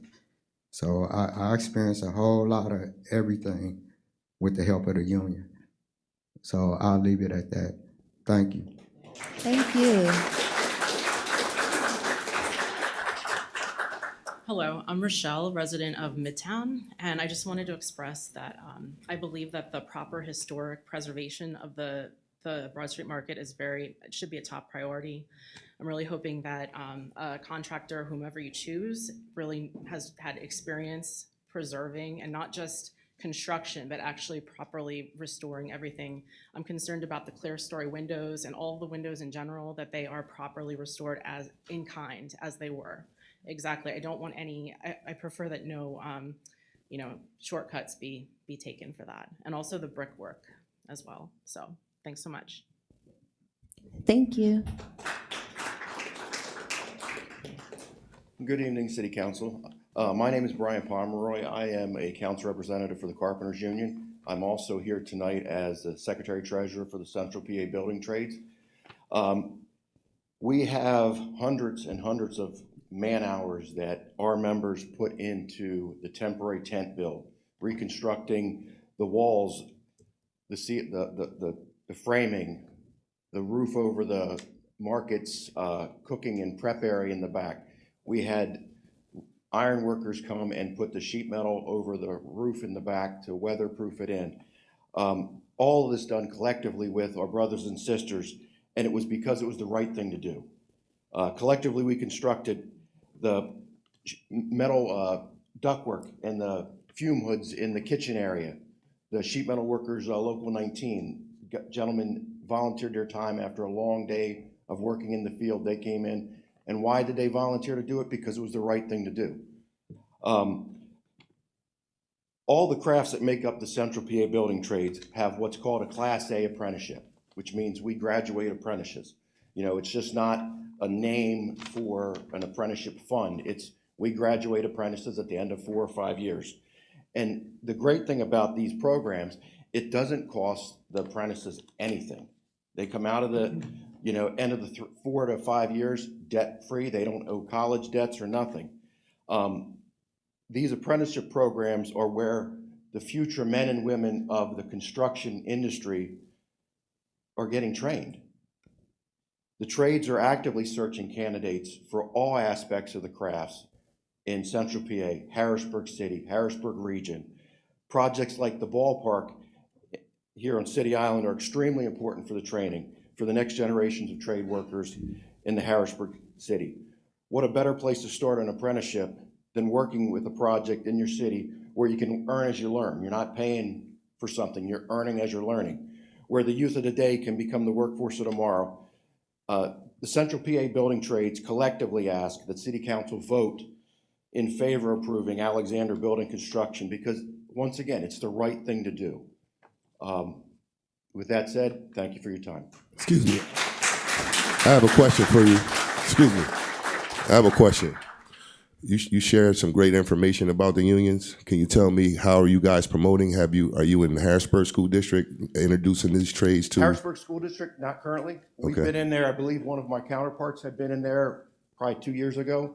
He was at a function at Dauphin County VOTEC and met, I believe, the superintendent of Harrisburg School District or one of the board members.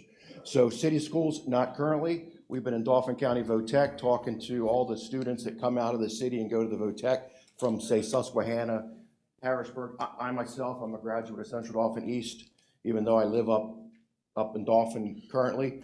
I lived in Harrisburg for 9 years when I was in my younger years. It's a good way to earn a living. Yes. And it's I actually got the tour Local 143. Yes. And I saw, you know, they do have a great program. They do. They do offer a lot, but I also, you know, encourage them to also reach out to the Harrisburg School District to help try to introduce some of these things. Yep. And can you explain to us how hard is it to get into a union with some of the yellow tape? Well, I'll speak with, I'm from the carpenters, so collectively, you know, I can't speak to all the different aspects. Okay, of the for trades. you. For us ourselves, how we do it is, I think actually next Wednesday, we do something called a virtual information session. It's basically an apprenticeship information session. It's about 1 hour and 45 minutes. You go to KML CTF, I believe it is, and you go to the Lebanon Training Center, you put your information in the system, you get an email basically giving you the authorization codes you need to get on to the virtual platform. And once you're logged in, you attend a session. We basically go into depth as far as what carpentry is, anything from concrete floors, carpet, ceilings, walls. It's very inclusive. So, you know, we go into depth as far as all the carpentry crafts. We go into depth about how the apprenticeship works, like how the pay scale goes, how many weeks a year you go to training. You know, you go, our training school is you go 5 weeks a year for a 4-year period down at our training centers in Lebanon. And basically that's the synopsis of the online part of it. And it kind of gets to the meat and potatoes of the subject because not everybody wants to get into construction. Madam President, point of order. I just wanted to see if we could stay on topic for the sake of time with how many residents need to speak. Yep. If I encourage maybe the councilman to bring you in for later Absolutely. communications, but Yeah. just for the sake of time, if that's respectful. Thank you for your comments. We're absolutely. going to move forward. Councilman Jones, if you had any other questions, perhaps we can follow up after. Okay, is there anyone else to my right that would like to offer public comment? Hello, my name is Matthew Kosick. I reside 2 blocks north of the Broad Street Market. Here to speak in favor of approving Alexander as the contractor to reconstruct the Broad Street Market building. I think at this point, with how essential the Broad Street Market is, both because this region is a food desert and because it's a central community point, it's really important, and almost kind of irresponsible at this point to delay that process any much longer. And I wanted to show up here today.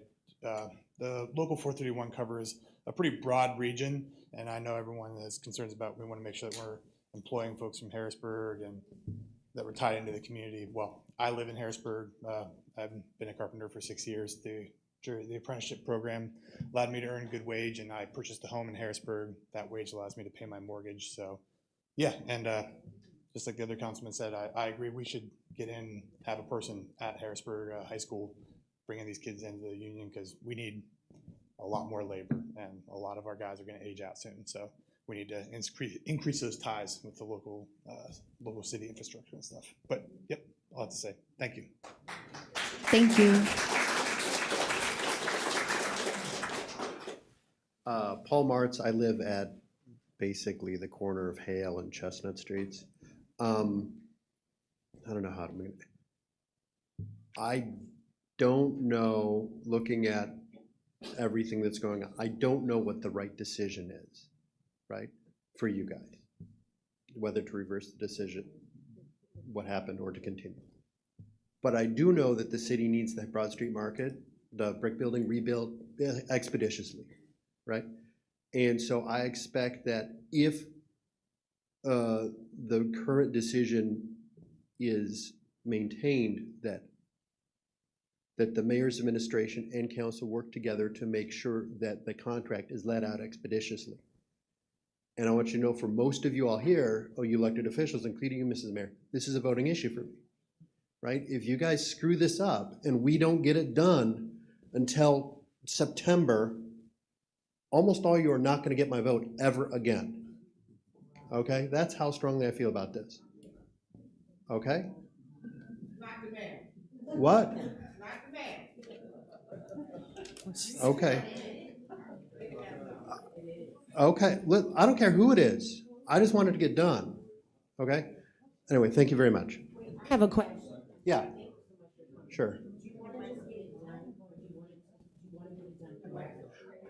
I'm sorry. Well, I'm sorry. It was on. I got a little nervous.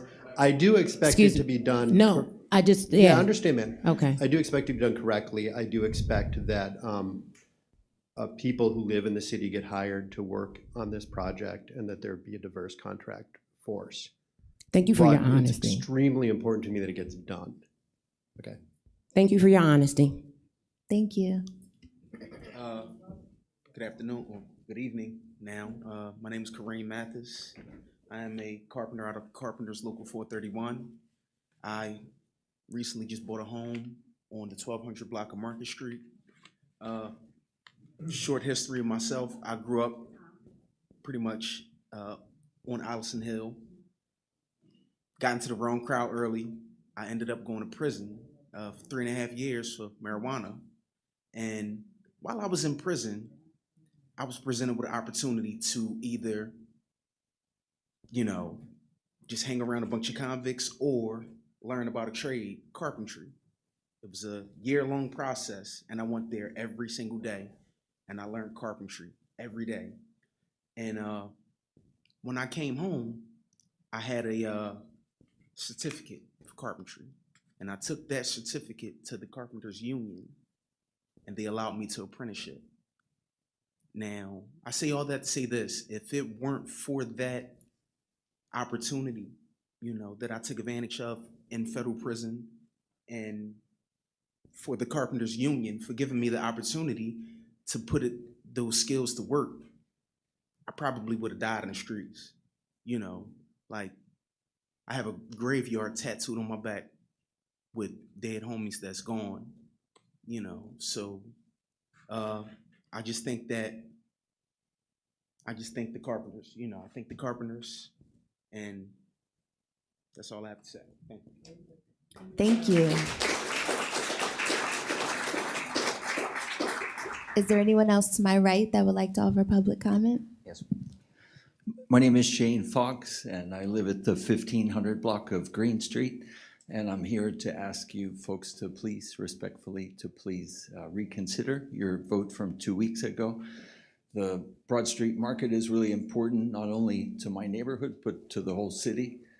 And I think, as the first gentleman who spoke said, that it's not just where we get our groceries, but it's also a social hub. It's where we go and we meet people. There's people that I used to see all the time and I haven't seen since last summer, since the market burned down. And maybe they still go and I go sometimes, but nobody goes as much as it's not the same.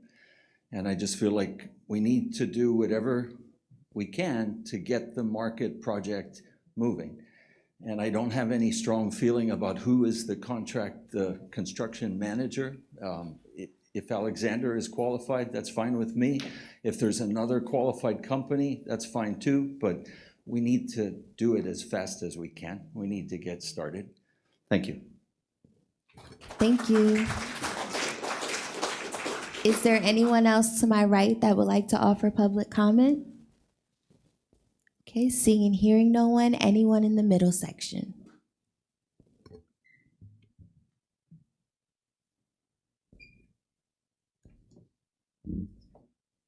Good evening. I'm David Morrison. I'm Executive Director of the Historic Harrisburg Association, 1230 North 3rd Street, right across the street from the Broad Street Market.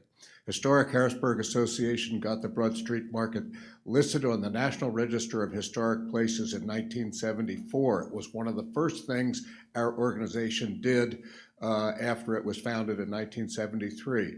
A couple of years later, the city and Historic Harrisburg worked to include the Broad Street Market in the Midtown Municipal Historic District. Both of those things are very important tools for historic preservation, for preserving old buildings, and they'll be very helpful when we preserve and restore the Broad Street Market brick market house. I don't like to hear things like, it was destroyed, it was burned down. It wasn't destroyed and it wasn't burned down. It was heavily damaged. I don't like to hear terms like rebuild or reconstruction because that isn't necessary. Restoration is necessary. I give you the example of the Notre Dame Cathedral in Paris. Had the same kind of fire. The roof burned and it was very heavily damaged by a fire, but the stone walls, 1,000 years old, are still there. They're rebuilding and restoring the cathedral using as much of the original fabric and appearance as possible. And if they can do that to Notre Dame, they can do it to the Broad Street Market. So I hope we are looking at as authentic a historic preservation project as possible.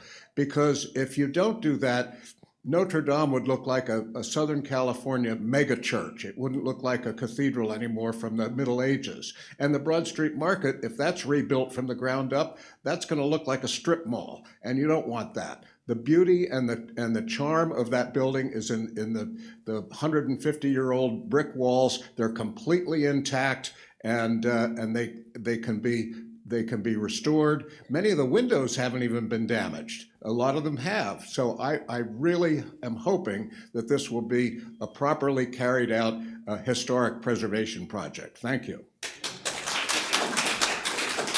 Thank you.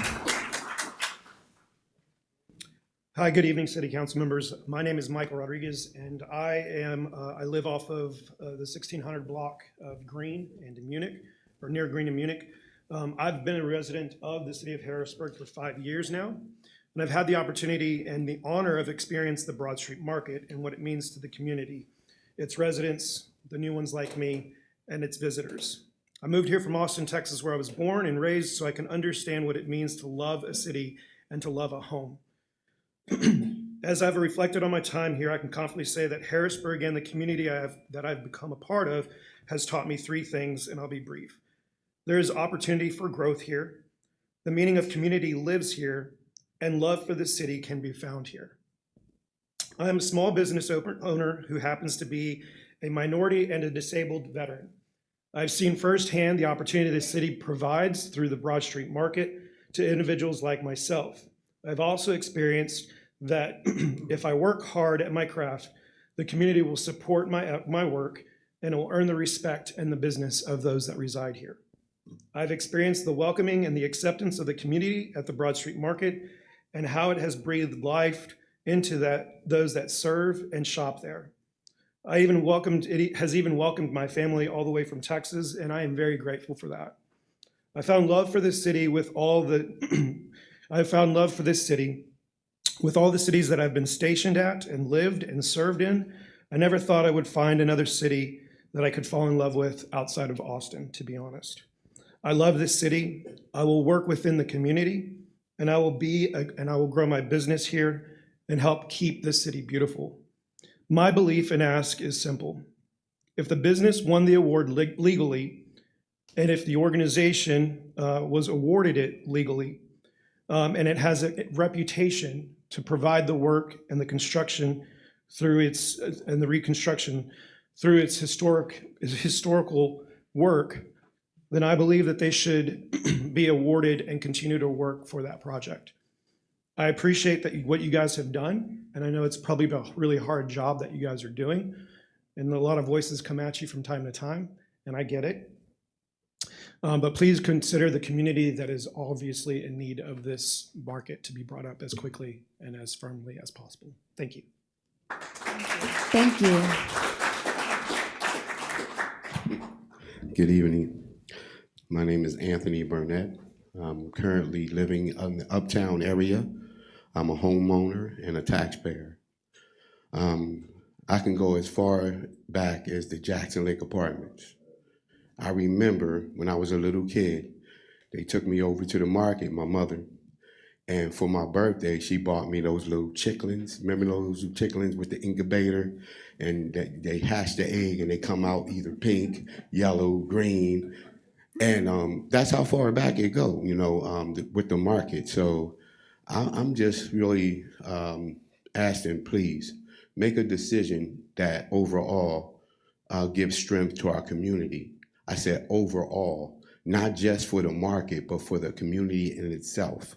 Okay, the market has been around for many years, we know that, but so has people in our community been around for many years. I've been around for many years. Okay, I was given a second chance too, as well.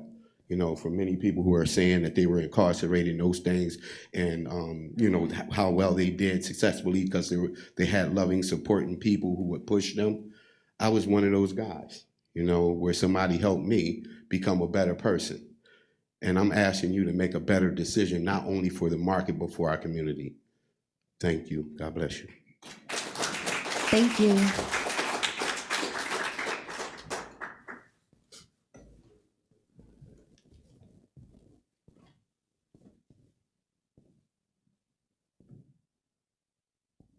Would you let me know when I'm 30 seconds?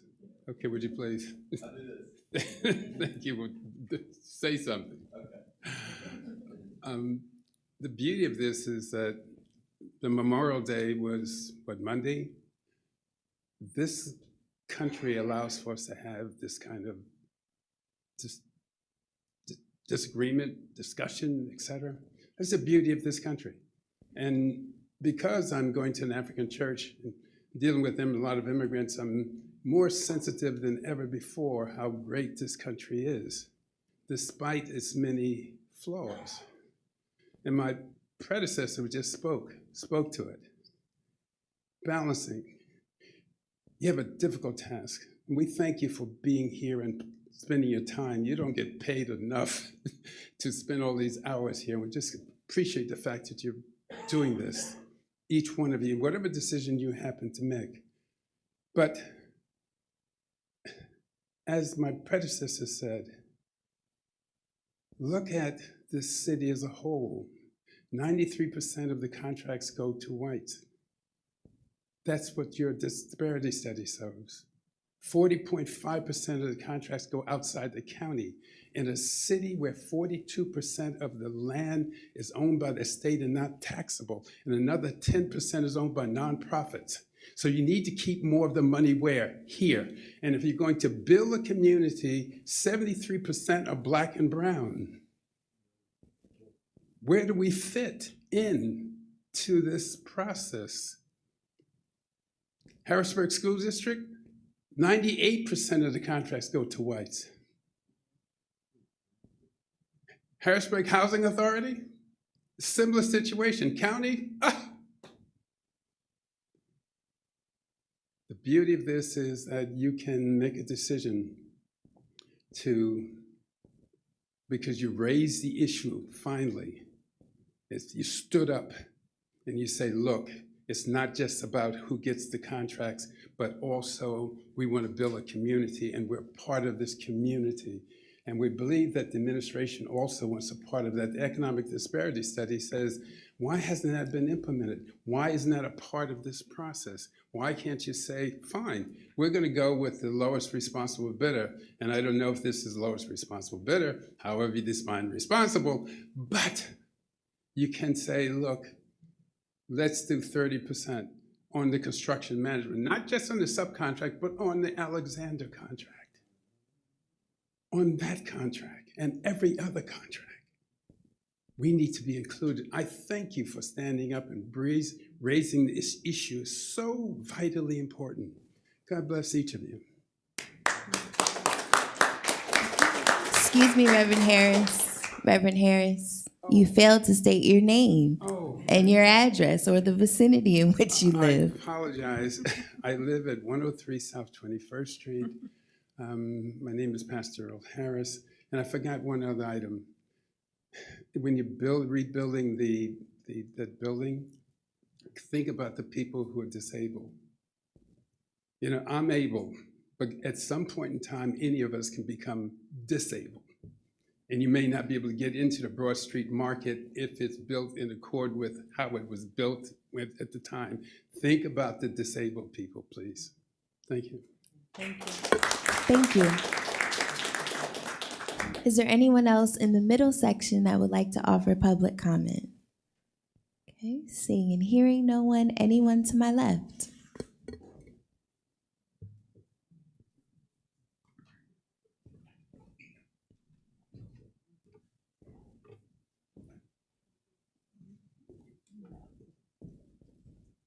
Good evening, City Council. My name is John Palmer.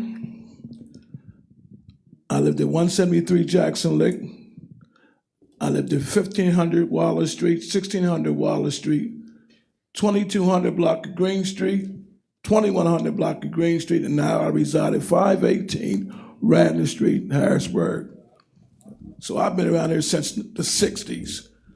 As a child going to the Broad Street Market, I went to Ben Franklin Elementary School. Okay, so I walked at lunchtime when we used to go home for lunch and go to the market and get something to eat. I remember when they had the Utz potatoes where they used to make them fresh in the Broad Street Market. I'm tired of all this about race and everything else. I don't care about race and everything else. All I want to know is what's taking so long. We had insurance on the market. What happened to all that? Why is it not being rebuilt? I want to know, get a competent construction person in there. Let's get this thing done. Let's stop making excuses. Let's stop being held up by red tape and get it done. 10 months is too long. My mom bought fresh food from the market. She didn't shop in shopping stores because the fresh food came in. We've been with these vendors since I was a little kid like this, with fresh meat, fresh vegetables. You can't go to these stores because back when I was a kid, some of these stores used to get us sick because they wasn't bringing in fresh food. We got fresh food from the market. So I'm tired, like I said, I'm tired of all these excuses about why it's not being done. Let's stop the excuses, let's get it done. I don't need 4 minutes. Thank you. Hi, I'm Andrea Grove. I live at 115 North Street, apartment 709, and I'm the owner of Elementary Coffee Company. Elementary Coffee Company would not exist if it were not for the Broad Street Market. This goes for many other small and diverse startups and micro businesses in Harrisburg that we all know and love. It goes without saying that the market has brought many of us together, but it also has made dreams come true. It can be argued that many of us who would not have had the ability to pursue our small businesses without the market, us being women, people of color, folks who English isn't their first language, young people, old folks, queer folks. The market, with its low overhead and diverse representation, makes a lot possible. It opens doors, it brings us together. It creates a necessary food haven. It's the best of Harrisburg in one place. And it's beyond necessary for the future of Harrisburg and the future of small, diverse businesses within the city, such as Elementary, for it to continue to be a place of opportunity, social gatherings, of safety and good food. I do believe the future of Harrisburg depends on it, and Harrisburg deserves nice things. It also deserves to have nice things not be such a struggle to obtain or hold on to. The City Council has the ability to make the rebuilding of the market easier. It has the ability to create a comprehensive plan that could bring stability to the market and stability to Harrisburg. It has the resources and power to open doors and make sure the market is on an urgent, reasonable, and publicly supported track for the market to continue to exist for the community and for so many of us small businesses. The need for the market's continued existence in the city is desperate and is contingent upon creating a timely plan that works for both the community and small businesses alike. This is why I urge the council to reconsider a revote on the current bid to restart the reconstruction or rebuilding of the beloved Broad Street Market. Thank you so much. Thank you.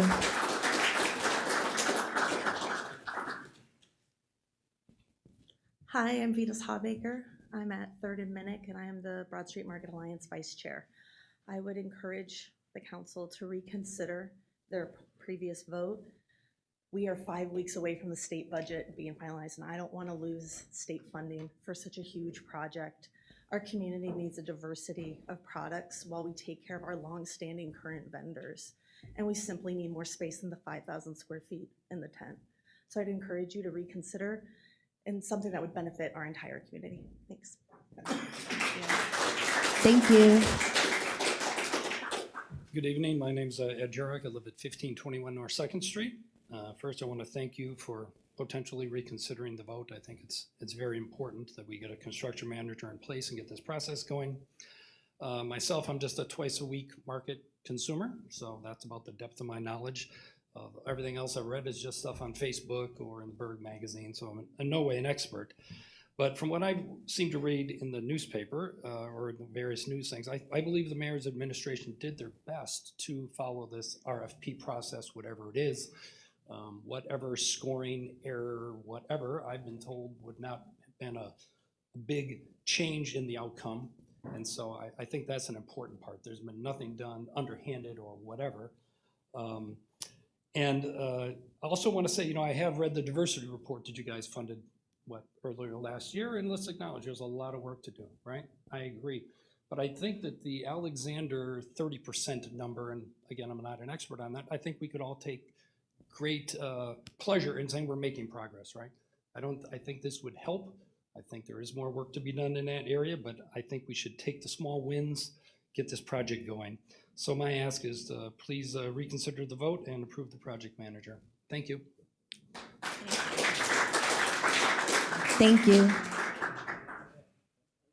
My name is Bear, Southside Harrisburg. Born and raised Harrisburg, been here 50 years. I wasn't gonna say nothing, but I'm tired of watching all my money and all the money leave this city. We need to hire within. Just like Rev said, all his numbers are 100%. And this is being done intentionally. We could have businesses here. We could have these things, but I don't know the powers that be are trying to prevent us from having these things. I mean, stand strong and do not go outside of the city for a construction company. We need to keep this in-house because this is ridiculous, yo. Thank you. Thank you. So I'm Carl Singleton, and I'm Holly Street resident, we'll say that. So let me just say this. You all do what you were inspired to do, right? Independent of votes or whatever, you gotta live with yourself. What I will say though is what I won't sit by and listen to is we'll get to that in terms of MWDB intentional inclusivity. We understand as Black people in particular that not now means never. That's not the case anymore. We have a Black lieutenant governor, we have a Black speaker of the House, we have a Black state reps, representing us here in the city. We have individuals that are reflective of us, but if they don't follow through with an agenda that's inclusive of us, it's all for naught. So independent of any job, any position, anything else, to thy own self be true. But let me say something else. This same turnout that we have in terms of for the Broad Street Market, keep this same energy when we're trying to build the historic William Penn for our little Black and brown kids in this community. Keep that same energy when we're talking about the unions who come down here and talk about all of this great opportunity that needs to work on some inclusivity itself.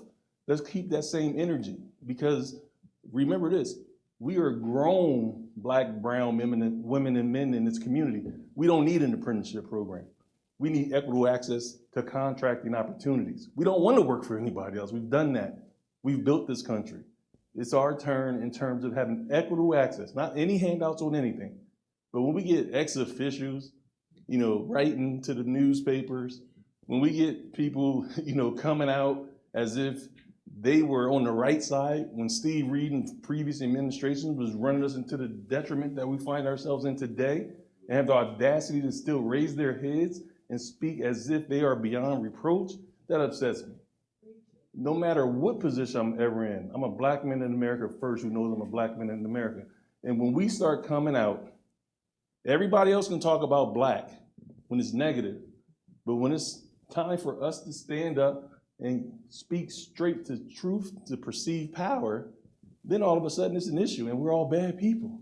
But as long as we're cowtailing and going along to get along, everything is gravy. And we continue to get what? As Dr. King said, not now means never.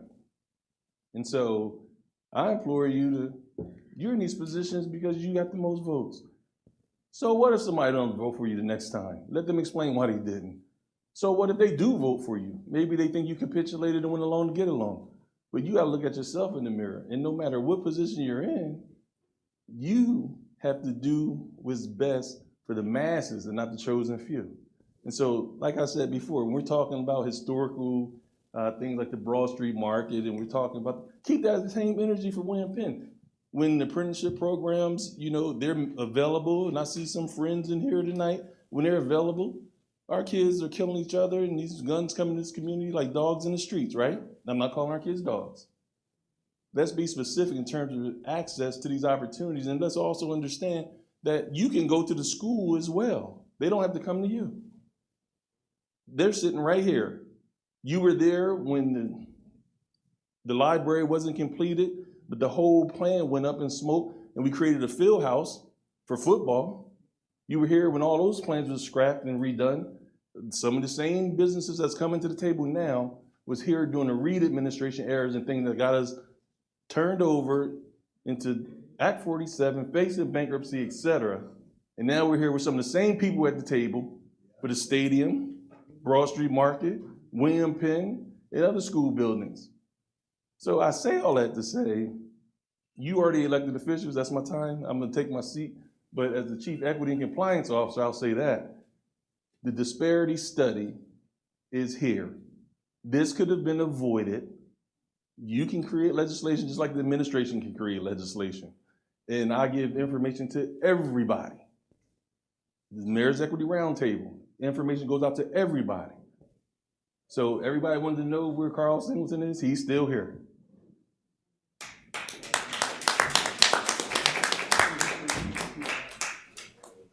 Thank you. Is there anyone else to my left that would like to offer public comment? Okay, seeing and hearing no one, we will move forward with our meeting agenda.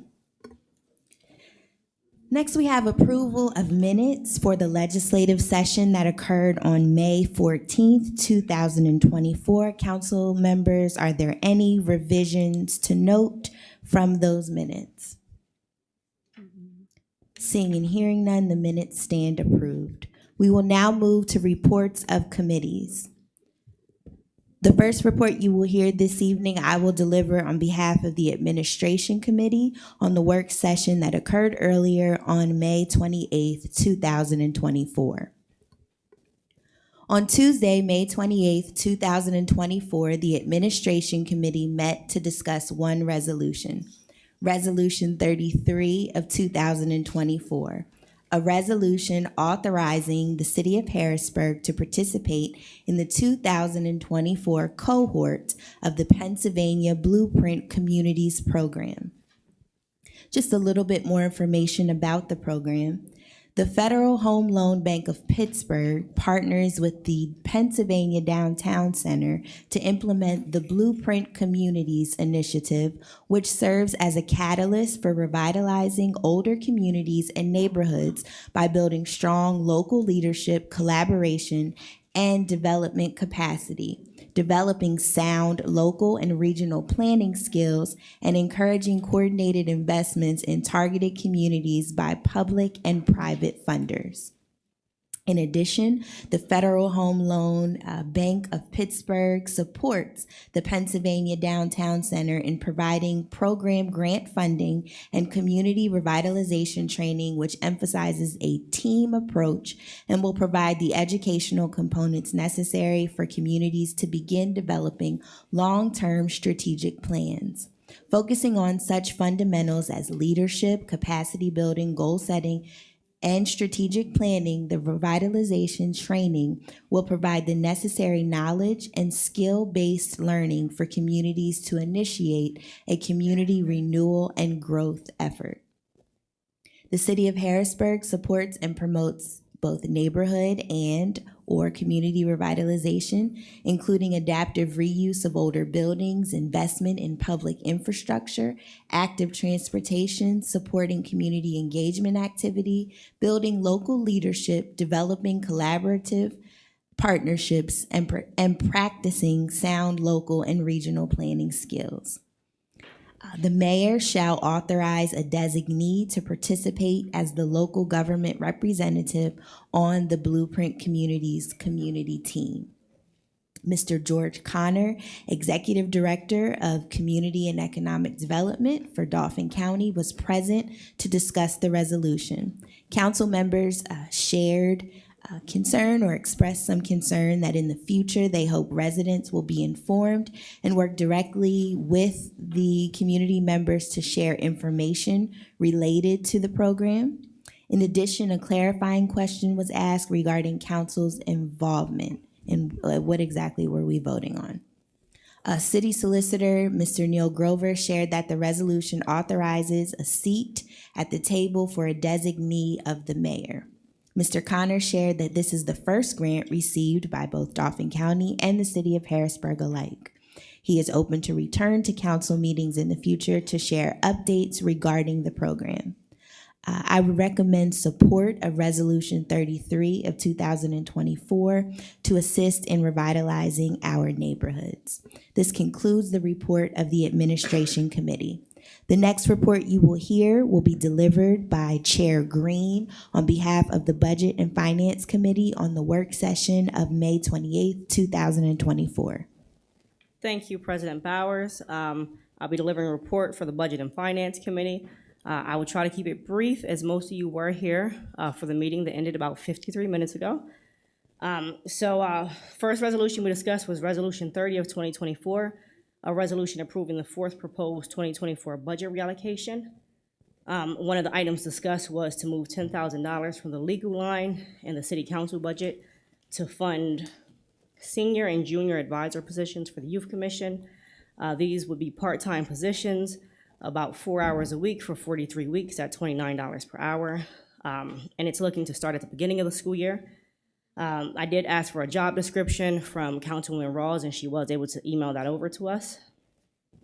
Other items discussed in the budget reallocation include transferring funds for asbestos removal and electrical contracting work for the public safety building, as well as an amendment to accommodate the production of the Reservoir Park July 2024 music series.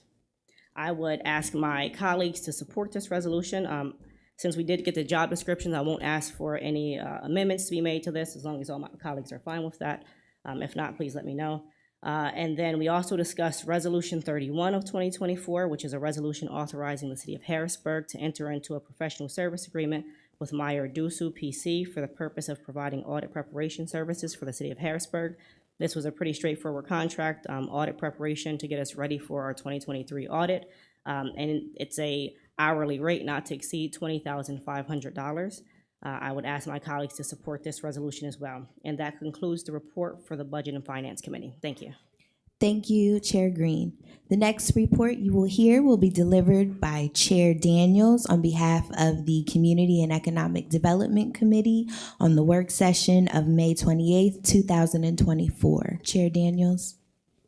Thank you. I'll be very brief. On May 28th, earlier today, the Community and Economic Development Committee met and reviewed 3 resolutions. The first one was 34/2024, and that was a land development plan for the address 174 North 15th Street, where the proposal was to build a church and create 17 parking spaces. I recommend that we vote for this since it met all of its requirements, as well as they will be working to meet their conditions. Resolution 35/2024 was also another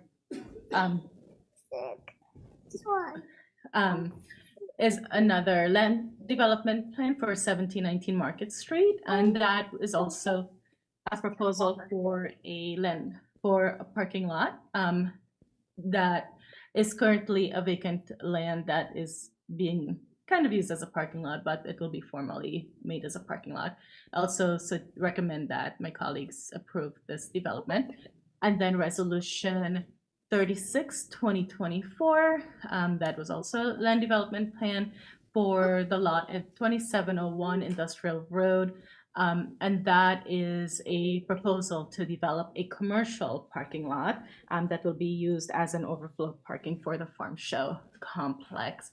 And again, resolutions 35 and 36 were appeared before council before, and they have both addressed their issues and concerns, and they will both be meeting their conditions as well. So I also recommend that we also approve 36/2024.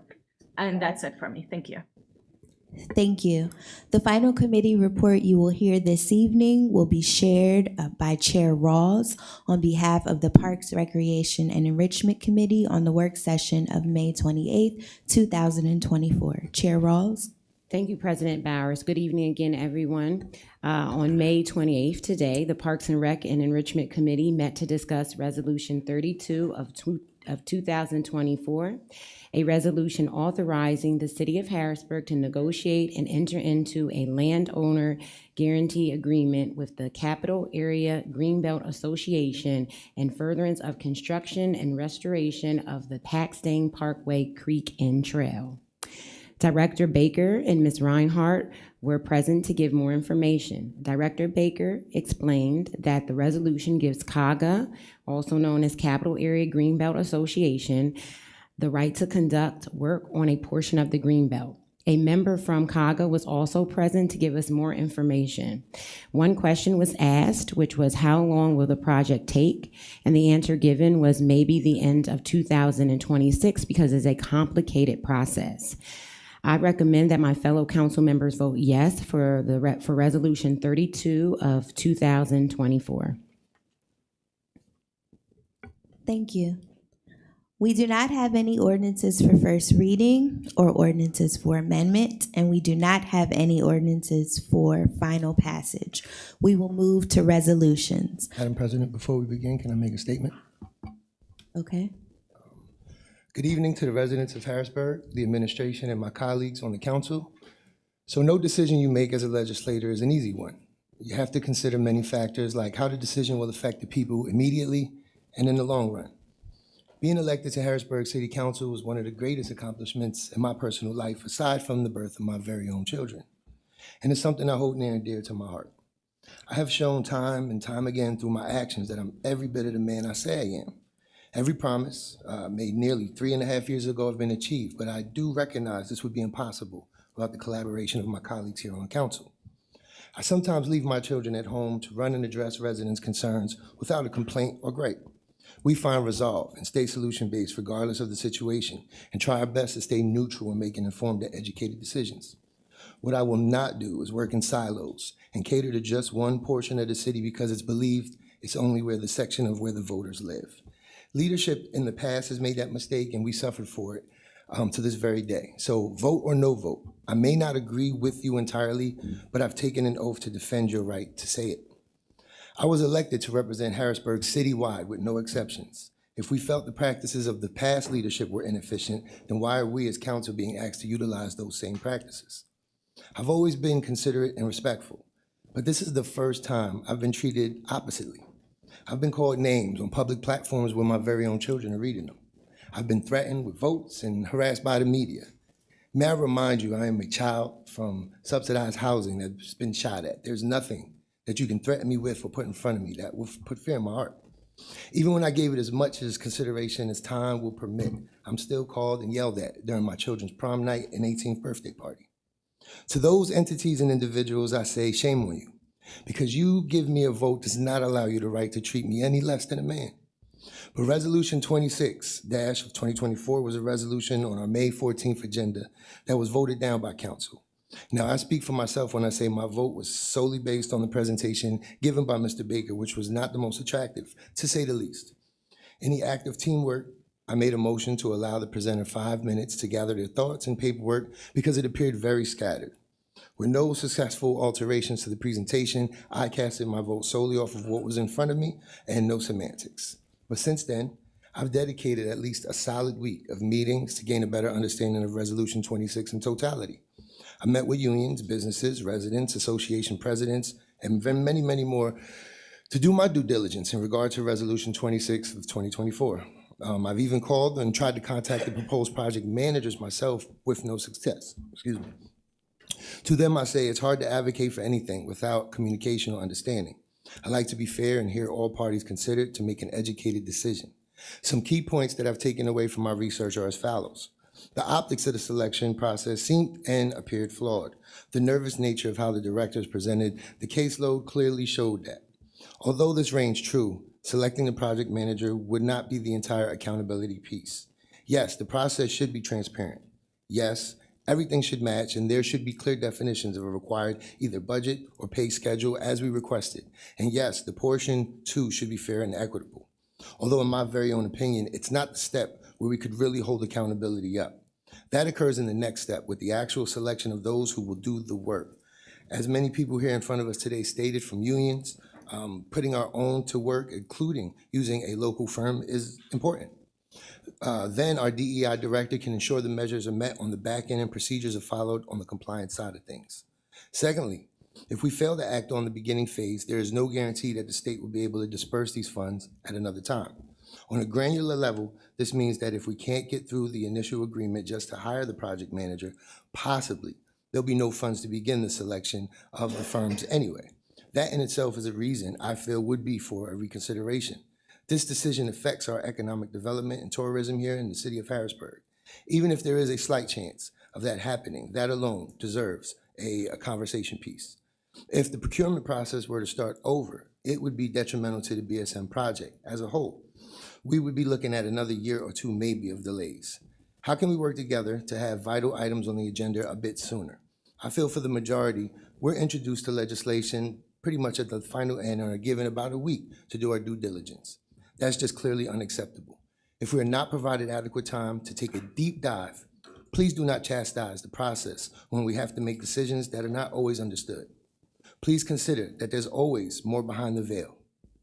Thank you to everyone who called, texted, emailed, yelled, kicked, and screamed. We need an advocate with that energy during every city council session. It's the residents' voices that drive every decision we make. So let's stay proactive now and refrain from being reactive. To my fellow council members, no matter the public opinion, I'm going on record and saying thank you. I'm honored to work beside you every day. And unified, we can make changes that will change the optics and physical spaces of the city of Harrisburg. Let us continue doing our best in committees selected by a council president. Let's move forward with a promise to work together with our committee chairs. Let's put those old practices to bed and move forward as a unified and strong body elected to support our residents citywide. I feel our actions were important to the tone and actual power of your city council, and we are not done. But after hearing tonight's public comment, it's important to get our local unions to work and ensuring the project manager for the BSM project is a local firm. So I'll choose to leave you with this. If you always do what you've always done, you'll always get what you've always got. It's because of the reasons I will be asking to put forth a motion for reconsideration of Resolution 26 of 2024. This does not mean the accountability stops. No. On the contrary, it only begins and enhances. Moving forward, we all owe it to the residents, businesses, and future Harrisburg that this process is executed to the T moving forward. Thank you. Thank you. We'll move forward with the agenda as printed. That is more in line for old business. Resolution 30 of 2024, Mr. Want to be able to put forth the Truesdale. motion now to Not right reconsider now. that? Madam, Okay. Madam President, the rule is it can be introduced at any time At any in a time meeting. during the legislative session. That is the rule. Okay. Well, I would like to move forward with our agenda as printed and consider it during old business. I understand. Thank you. Can you please read Resolution 30 of 2024 into the record? Resolution 30, 2024, a resolution approving the fourth proposed 2024 budget reallocation. Thank you. Council members, are there any questions, comments, or concerns related to Resolution 30 of 2024? Seeing and hearing none, Mr. Truesdale, could you please call the vote? Ms. Daniels? Ms. Davis? Yes. Yes. Ms. Green? Yes. Mr. Jones? Yay. Ms. Rolls? Yes. Mr. Rodriguez? Yes. Ms. Bowers? Yes. Resolution 30, 2024 passes by a vote of 7-0. Thank you. Next, we have Resolution 31 of 2024. Mr. Truesdale, could you please read it into the record? Resolution 31, 2024, a resolution authorizing the City of Harrisburg to enter into a professional services agreement with Maher Dussel, PC, for the purpose of providing audit preparation services for the City of Harrisburg. Thank you. Council members, are there any questions, comments, or concerns related to Resolution 31 of 2024? Seeing and hearing none, Mr. Truesdale, could you please call the vote? Ms. Daniels? Yes. Ms. Davis? Yes. Ms. Green? Yes. Mr. Jones? Yay. Ms. Rolls? Yes. Mr. Rodriguez? Yes. Ms. Bowers? Yes. Resolution 31, 2024 passes by a vote of 7-0. Thank you. Next, we have Resolution 32 of 2024. Mr. Truesdale, could you please read it into the record? Resolution 34, 2024, a resolution authorizing the City of Harrisburg to negotiate and enter into a landowner grantee agreement with Capital Area Greenbelt Association in furtherance of construction and restoration of the Pakistang Parkway Creek and Trail. That was Resolution 32 of 2024. Council members, you said 34, but it's 32. It's okay. Council members, are there any questions, comments, or concerns related to Resolution 32 of 2024? Seeing and hearing none, Mr. Truesdale, could you please call the vote? Ms. Daniels? Yes. Ms. Davis? Yes. Ms. Green? Yes. Mr. Jones? Yay. Ms. Rolls? Yes. Mr. Rodriguez? Yes. Ms. Bowers? Yes. Resolution 32, 2024 passes by a vote of 7-0. Thank you. Next, we have Resolution 33 of 2024. Mr. Truesdale, could you please read it into the record? Resolution 33, 2024, a resolution authorizing the City of Harrisburg to participate in the 2024 cohort of the Pennsylvania Blueprint Communities Program. Thank you. Council members, are there any questions, comments, or concerns related to Resolution 33 of 2024? Seeing and hearing none, Mr. Truesdale, could you please call the vote? Ms. Daniels? Yes.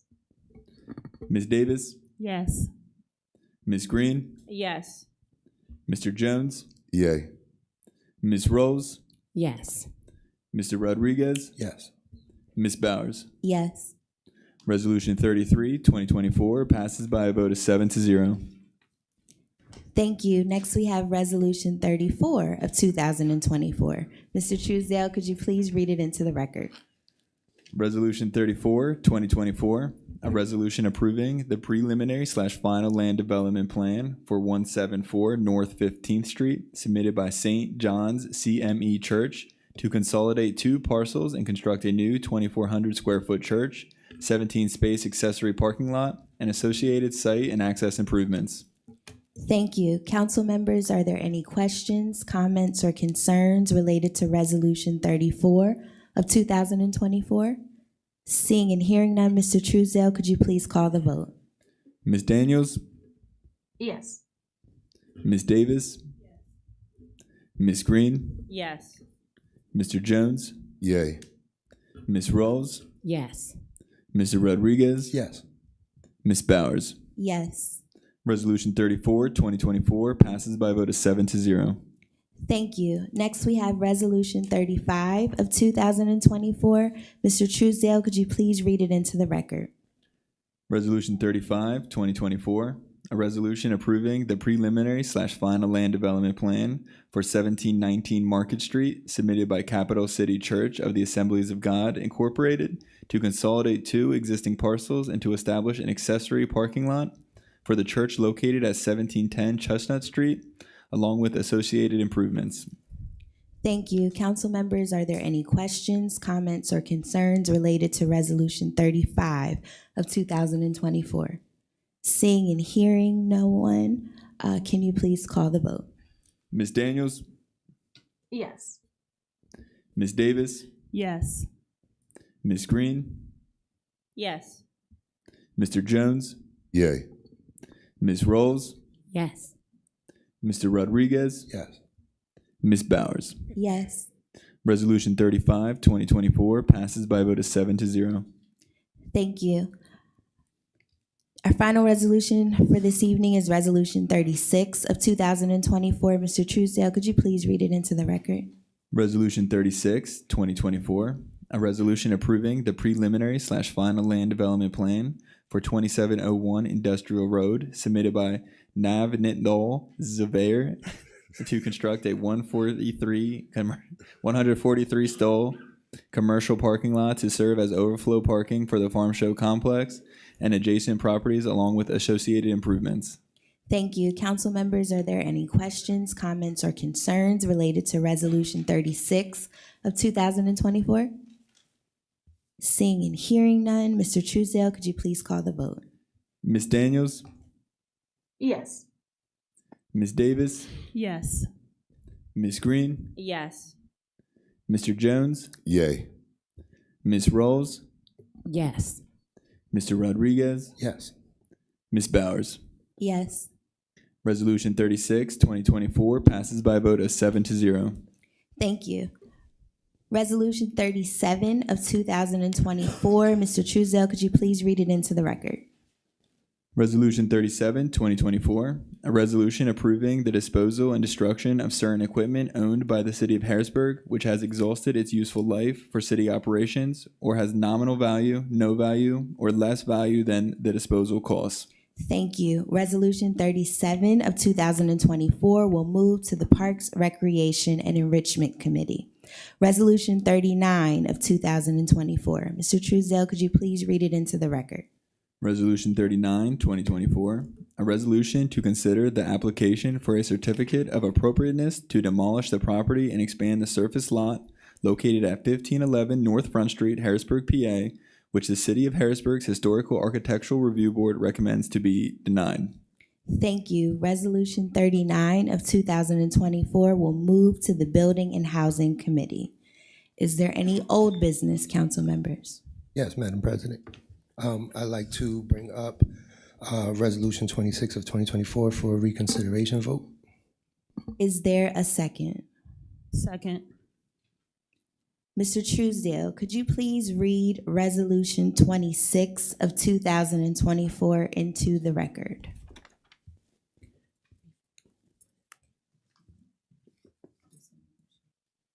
Resolution 26, 2024, a resolution authorizing the City of Harrisburg to negotiate and enter into a professional services agreement with Alexander Building Construction Company to serve as construction manager for the restoration, rehabilitation, and reconstruction of the Broad Street Market's red brick building. Thank you. Council members, are there any questions, comments, or concerns related to Resolution 26 of 2024? Yes. Yes. Yes, Okay. I have a procedural question. So is the first vote to bring from the floor and then the second how we feel about the resolution, or is the first vote how we feel about the resolution? The first vote is just whether to put it back on the table and reconsider it as if it was never voted upon. And then if the council votes to do that, then it's back on the table for discussion and then a final vote. Okay, thank you. Thank you. So we will move forward with the reconsideration vote, the first vote first. Are there any just clarifying questions, comments, or concerns related to what's next? Okay. So, hold on. This is just to reconsider. Then we can have discussion, and then there's a final vote. Okay, go ahead. Okay. Mr. Truesdale, could you please call the vote? Ms. Daniels, Yes. Ms. Davis, Yes. Ms. Green, Yes. Mr. Jones, Nay. Ms. Rawls, Yes for a reconsideration. Mr. Rodriguez, Yes. Ms. Bowers. No. The vote to reconsider Resolution 26, 2024 passes by a vote of 5-2. Thank you. At this time, we will entertain discussion on Resolution 26 of 2024. Yes, I have, good evening, everybody, again. I wanted to point out a few facts on Resolution 26 of 2024, some things that I felt we as residents needed to know that I don't think was said. One, I'm not against Alexandra as the building company or the project management company. I have nothing against them. My no vote was never to say they were not capable of doing the work. I want to point that out because a few news outlets put that out there that I was against Alexandra because they did not have a diverse company. I never said those words because I'm not against them, and I wasn't looking at if they had a diverse company or not. I was looking at the process in which they were selected because that's important. And I'm gonna get to that more in a minute, but I also wanna say the market, I know everyone, and I hear you residents, I want it done, get it done quickly. However, all 4 companies said that it would take at least 2 years to get the market back up. So even with this portion where it was said that we were delaying it, it's going to take 2 years to get the market finished. And it should be done correctly, with love and care and attention, restoration, with its wood, with the building, because it's an important staple in our community. It shouldn't be taken lightly. I also want to say that after that vote was given, and it didn't pass, it failed, the administration could have done 2 things right after. One, they could have created a resolution that came down saying that they wanted Alexandra to be the building company. It would have took away the Resolution 26, would have been a new resolution without the RFP process, which is legal, which I would have said yes to, which was an issue for me because I don't have an issue with Alexander. The process is what I have an issue with. The administration could have also, right after the vote didn't go through, reopen the RFP. Now everyone says that would have taken 6 to 8 months. It wouldn't have. The first one didn't. The first one took 2, maybe 2.5. It was from March to May. So why would the second one take 6 to 8? You didn't get that truth, and that was unfair. Once they open it up, the RFP has to be open for 5 business days. That's 2 weeks. It would have closed this Friday. And then a new resolution could have came down. But you weren't privy. You didn't get that information. It wasn't transparent to you, and it should have been. Now, the reason I voted no, once again, not because Alexandra. I voted no because within the process that I had been asking about since day one was, is our equity and compliance officer a part of any of these meetings? Because we have a disparity study that shows we do not do business with enough minorities, not just color, women, all types of minorities. We do not do business with them enough in Harrisburg. So I asked that question. No, he's not a part of any of the meetings. Okay, so how do we change a process when we're not there from the beginning? So the voting team was comprised of 3 people who always do the voting for all the RFPs. Now, it needs to be changed. Why weren't any members who were affected from the broadsheet market on that committee to do the voting? Why weren't you? Why weren't you? Or why weren't you? You're in this community. You should be on that board voting as well, and you're allowed to be. It could have been broken down in clusters. We're here, equity and compliance. You grade each company if they participate with the community and local vendors. You do this part. Give them a 15 or whatever you want to give if they participate. Broad Street Market, you were affected. The vendors that were affected, I want you to see if they would participate with you in community-wise, because they have to participate with the community too. They have to hear their voices. I want to see if they do that for you. Grade them on that. You're good in construction, you grade just on construction. It could have followed a different process, but none of you were involved. That's unfair. It is not my market, it's not the mayor's market, it's all of our market. And we should have a seat at that table every single time.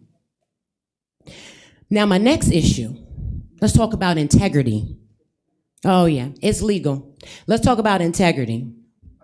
No, you should, as you should, and you're allowed to be. You are. Don't worry, I looked it up on general services for government. I am, but anyway, no, I'm gonna stick to my point. Excuse me. Next thing, integrity.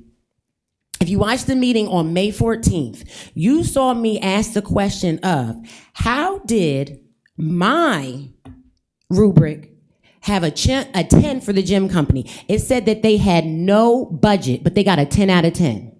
I didn't understand that. So I asked a question. We fumbled through papers. We took a recess. Because my rubric was different than everybody else's. I have the original. They all had new copies because someone went into the system and changed numbers. That's not honest.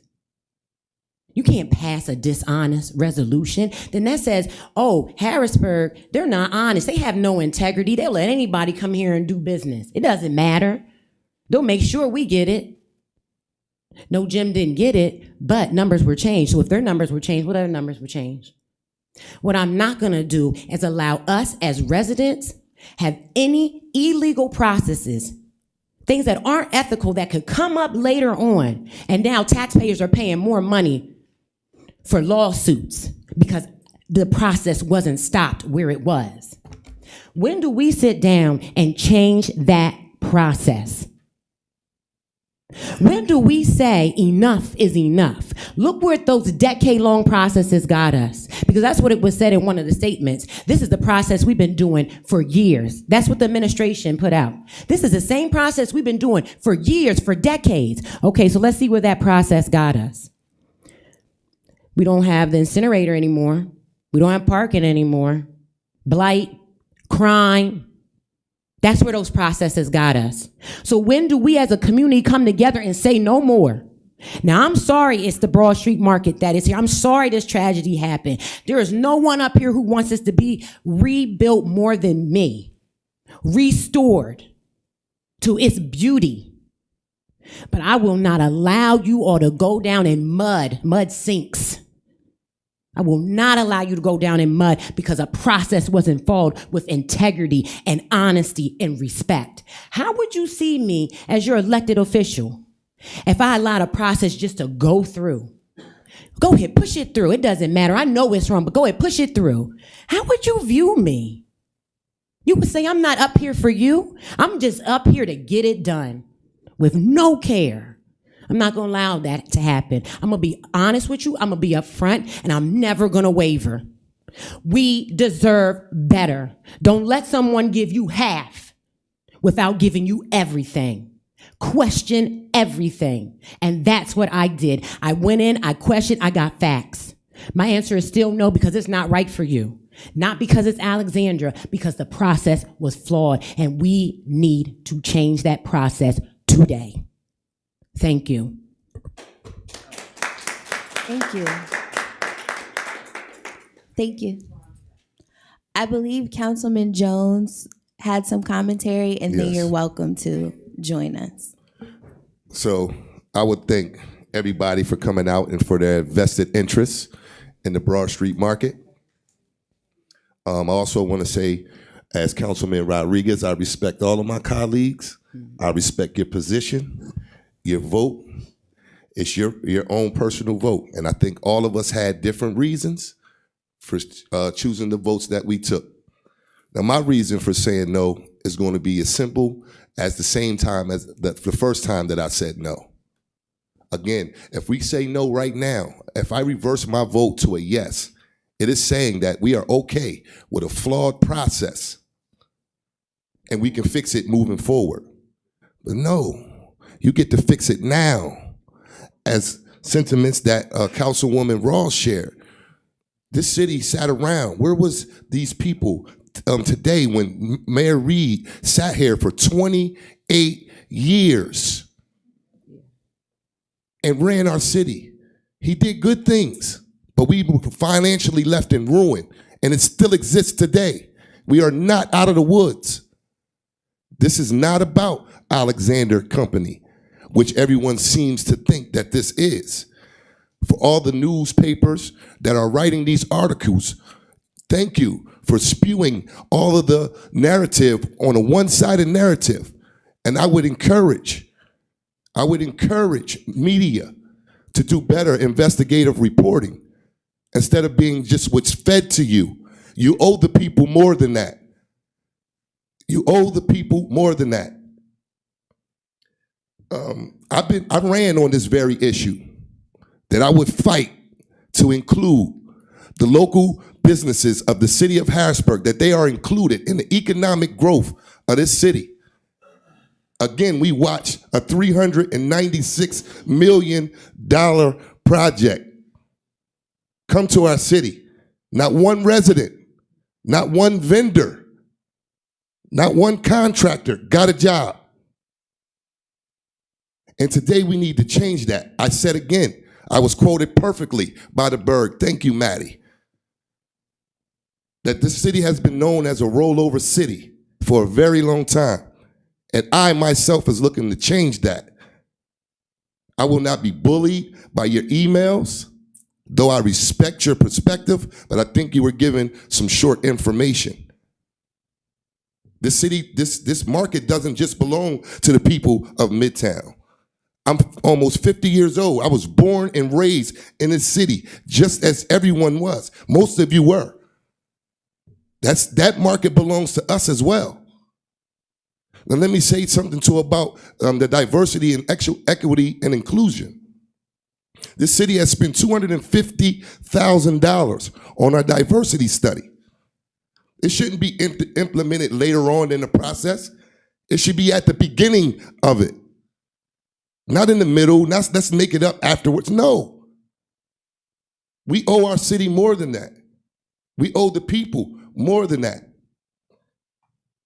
And there is a rationale for minority equity and inclusion. And that is, in order for underrepresented people to advance, they have to be included, respected, and valued. And that didn't happen in this process, in my opinion. I already said that I wanted to acknowledge the media, but I also encourage you again to do more investigative reporting. And to the sentiments of Mr. Singleton, everyone that is here, again, I love this energy. But we had a young lady that was 19 years old with a pregnant child that was just murdered on 4th and Woodbine, not too far from the Broad Street Market. And when I spoke to the president of the market, Mr. Eric Haggerty, I asked him, were you aware that this happened? And you responded to me that this was not your concern, sir. So that let me know where a lot of people were standing on this. That's not anyone's concern. If this market belongs to the city, let me hear your same voice on this mass shooting that was over here in Allison Hill. Let me hear your same voices for the unhoused and have some resolve for those people. No one is speaking up for the poor. No one is speaking up for the impoverished. This is the day that it changes. So I asked Alexander Company, they did put in their resolution that they would have 30% of minority and local participation. And that was for F&B Stadium. Let me be clear, that was for F&B Stadium when that contract was awarded to them in February. I asked them during that session, where were they at in that process? I want to be able to see the vendors that you selected and how much that you've given them. I do not just want to see it on paper. I want to see it actually happen. They are not ready. He told me July. So now we're 2 weeks back voting for this again. Now, how long do you think that's going to take? They gave you this narrative of this timeline of 6 months. I know differently. I know differently. See, it's easy for people to run away with a lie. That can travel around the world. While it's doing that, the truth is still trying to put his pants on. And we have to be more cognizant. We have to do better when we have these issues that are passionate to us. The market belongs to us too. And the writing and the comments that we were getting from our constituents did not seem fair because they were ill-informed. None of us here on this body, this council, are engineers or structural engineers. We weren't even given that benefit of the doubt. And again, when legislation comes to us in the late hour, we are just made to have to make a decision. But I do study and I do my homework. There are several other things that could have happened. There could have been money allocated to the markets board for them to make a decision.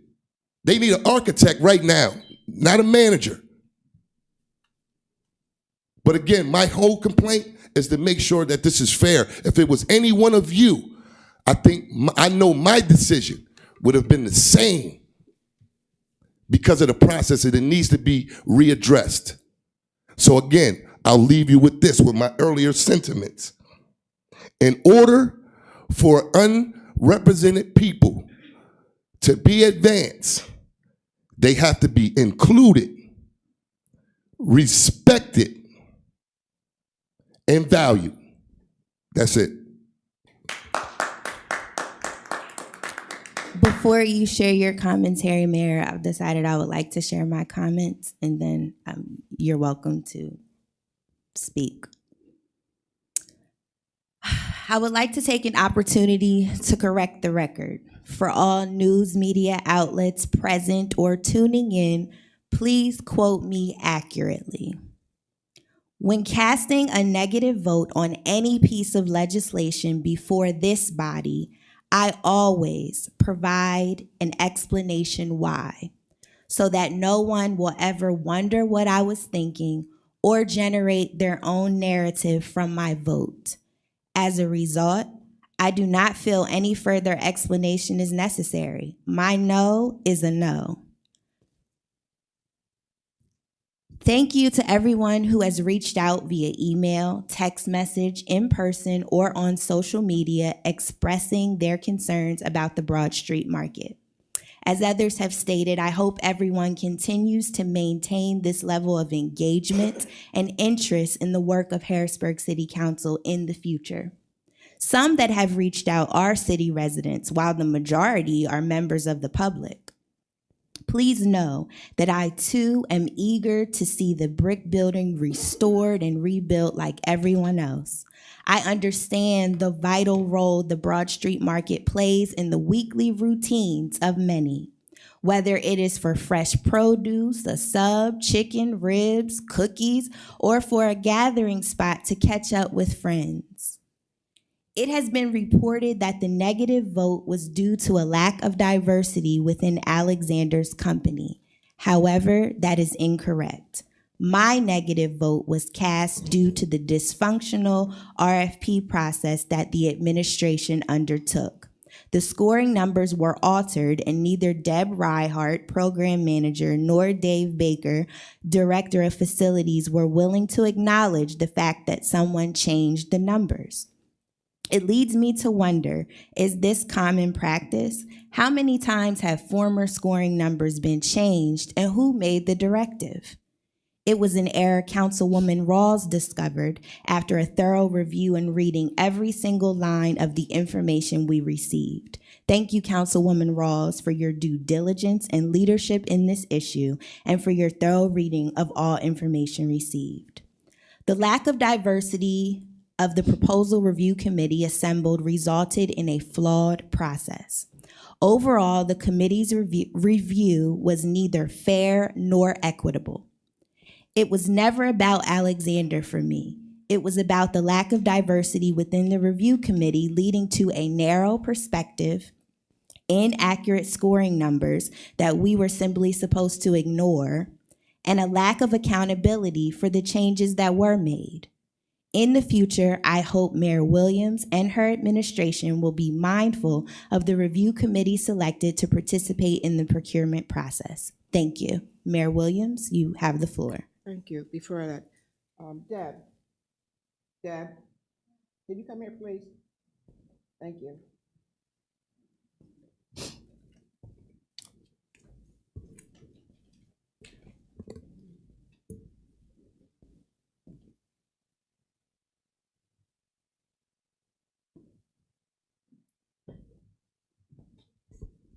Thank you.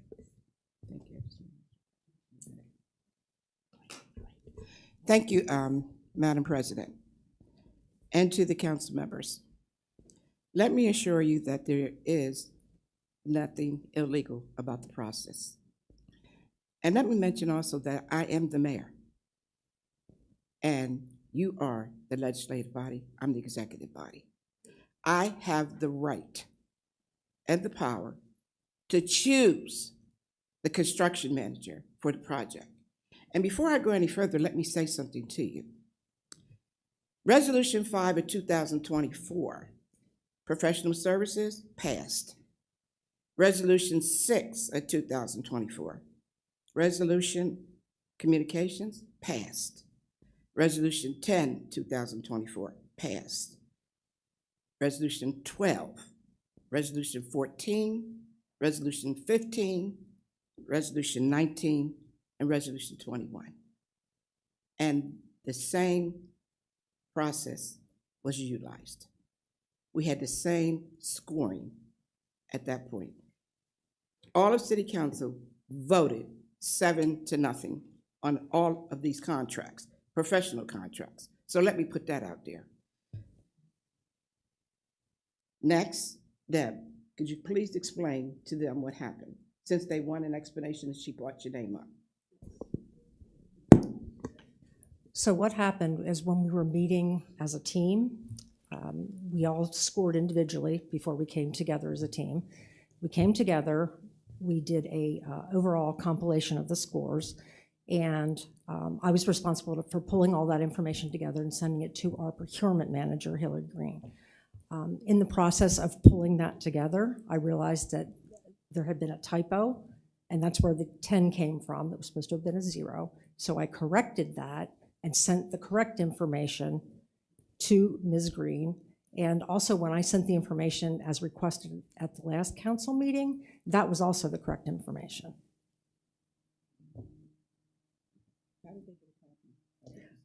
I really am not sure, but I assume that maybe from Ms. Green.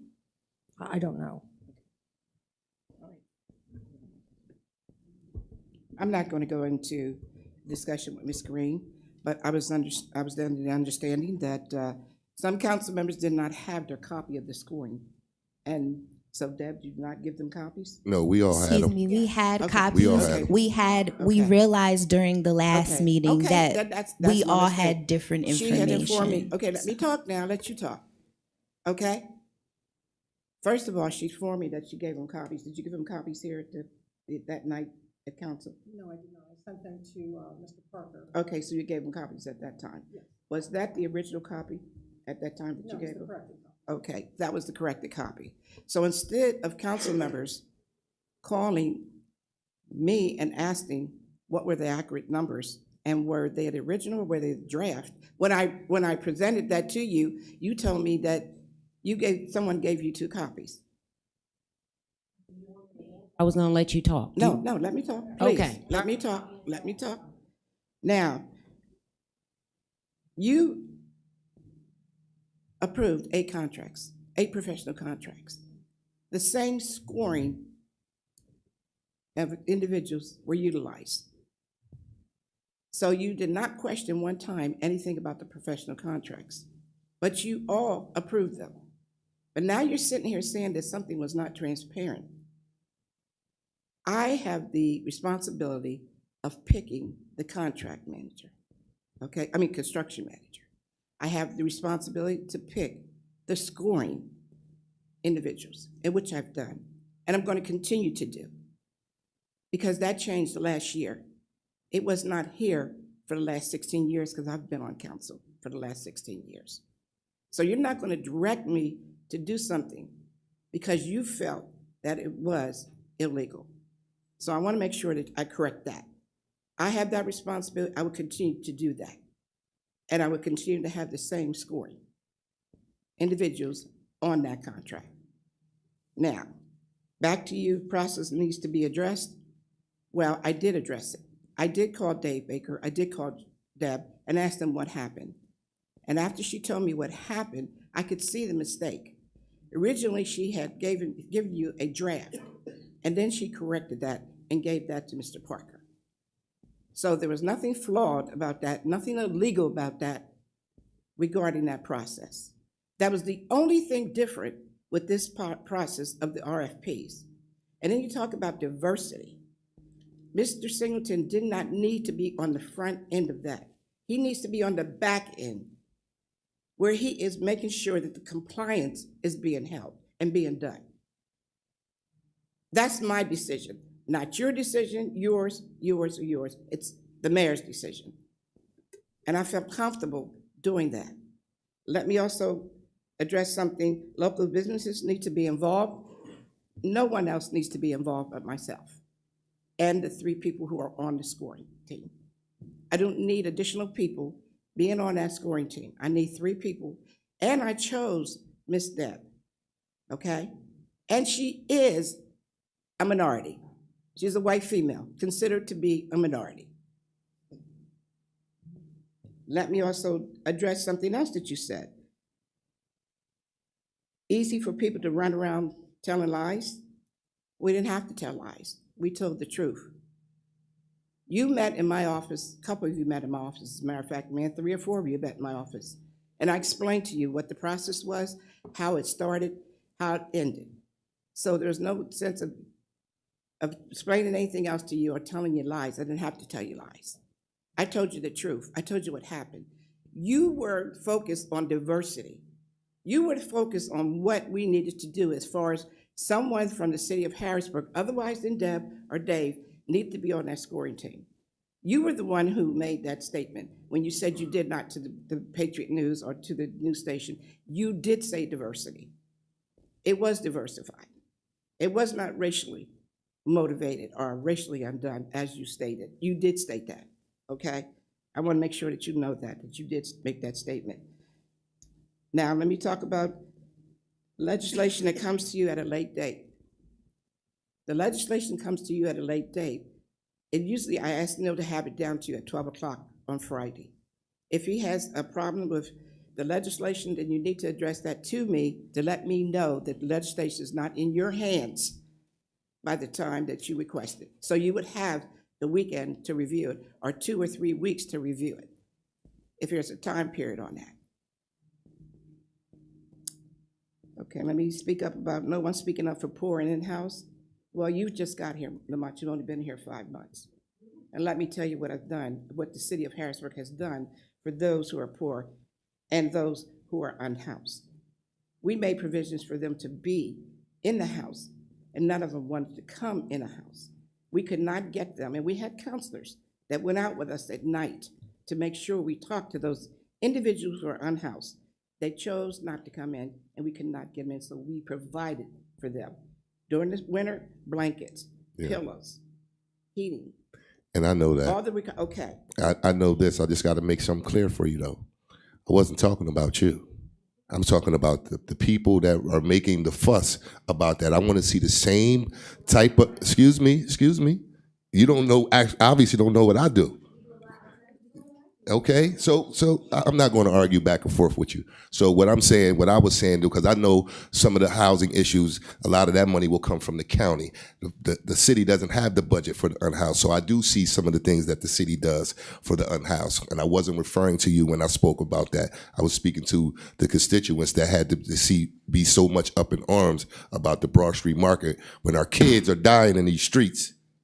Well, our kids are dying in the streets.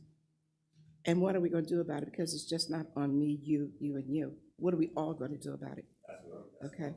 What are we all going to do? When you run around here and saying Black Lives Matter, well, does Black Lives Matter only when someone gets shot? I never used those words. No, I'm not saying that to you. Black Lives Matter, everybody's life matters in the city of Harrisburg. And now when I start doing things, then I'm going to get a lot of records from everybody about what I intend to do. We have a plan. And we're going to implement that plan in the next 2 weeks. And you may not like what we're going to do, but we are going to address the issues of all the shootings in the city of Harrisburg. But every life in the city matters to me and this administration, as it should to you. That's why when I had the scoring process, we had the final. H.B. Alexander was the final. And I could have just sent a resolution down. Yes, I could. Absolutely. With just H.B. Alexander. I didn't even have to send the scoring down. But I chose to let you see, and that's how transparent I am, how we scored them.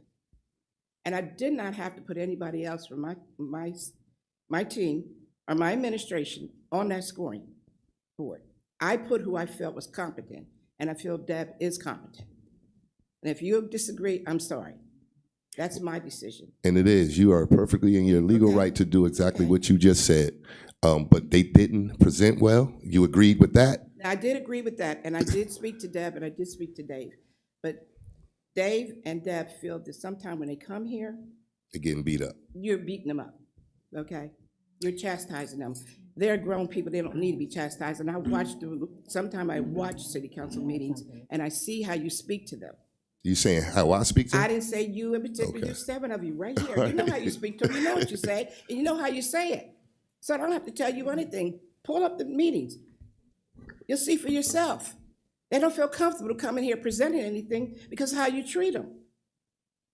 And you do mistreat them sometimes. And so she was concerned about that. And she was a little nervous. She did not want to reply that evening because she felt uncomfortable, did you not? As she told me. I don't want to cut you off. Are you done? Or? No, I'm not.